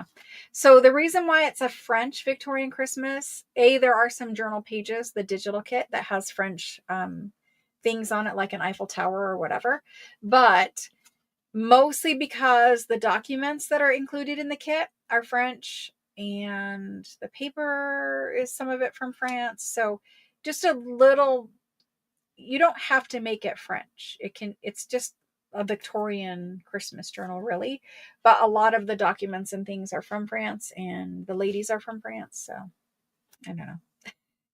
I won't do a blue French kit until we do our neutral plus blue French kit, and that's probably January's kit. That's what I'm thinking. Because it's kind of snowy blue. So you remember last year, actually it was this year, it was in January of this year that we did the neutral kit. That was the first journal kit that I launched with you guys, and that was a neutral kit. We're going to do exactly the same neutral kit, but now we're adding in that French blue. Yeah, I just turned my head. You guys can see my messy hair. This French blue, not this lacy prayer card, but French blue. So it's neutral plus French blue. That's January. And it's very fancy Frenchy. I have a pile of prayer cards right here. They're lacy ones, and I don't want to mess them up. But they need to go over here. So, guys, I think we're going to wrap up. I've been chit-chatting forever. You guys saw the back of my head. Yeah, I brushed my hair today, but you probably can't tell. I can see all the little flyaways up here. Anyway, neutral kit. At least I finished those. Those were finished, and those were finished on time. We did a flip through. We did all that kind of stuff with the neutral ones, and they sold. But now we have these ones. Awesome, Jenny. Thanks so much. I saw your message pop up. I will respond here just a second. All right, guys. Have a good rest of your weekend, rest of your Sunday, and I will see you back here on Tuesday. Tuesday, it's just 6 p.m. normal time. Awesome. My flyaways. Oh my gosh. There's this one standing. My camera's flipped, so it's opposite. And look, I have thread and string and bits all over my arm. But there's one, and it's like literally standing straight up off the top of my, well, there's 10 that are standing straight up off the top of my head. That's what you get when you roll out of bed and you like brush your hair and your teeth and you're like, I have a life. That's what happens. Anyway, I need to run to the pharmacy before the pharmacy closes. I will see you guys on Tuesday. relax now. I hope you guys get to relax. I have to go to work. I've been playing for 2 days. Now I need to get to work. Bye, guys. Thanks so much for joining me. A hot bath. Oh my gosh. I hope you guys get to do that. Have a good night. I will see you guys Tuesday.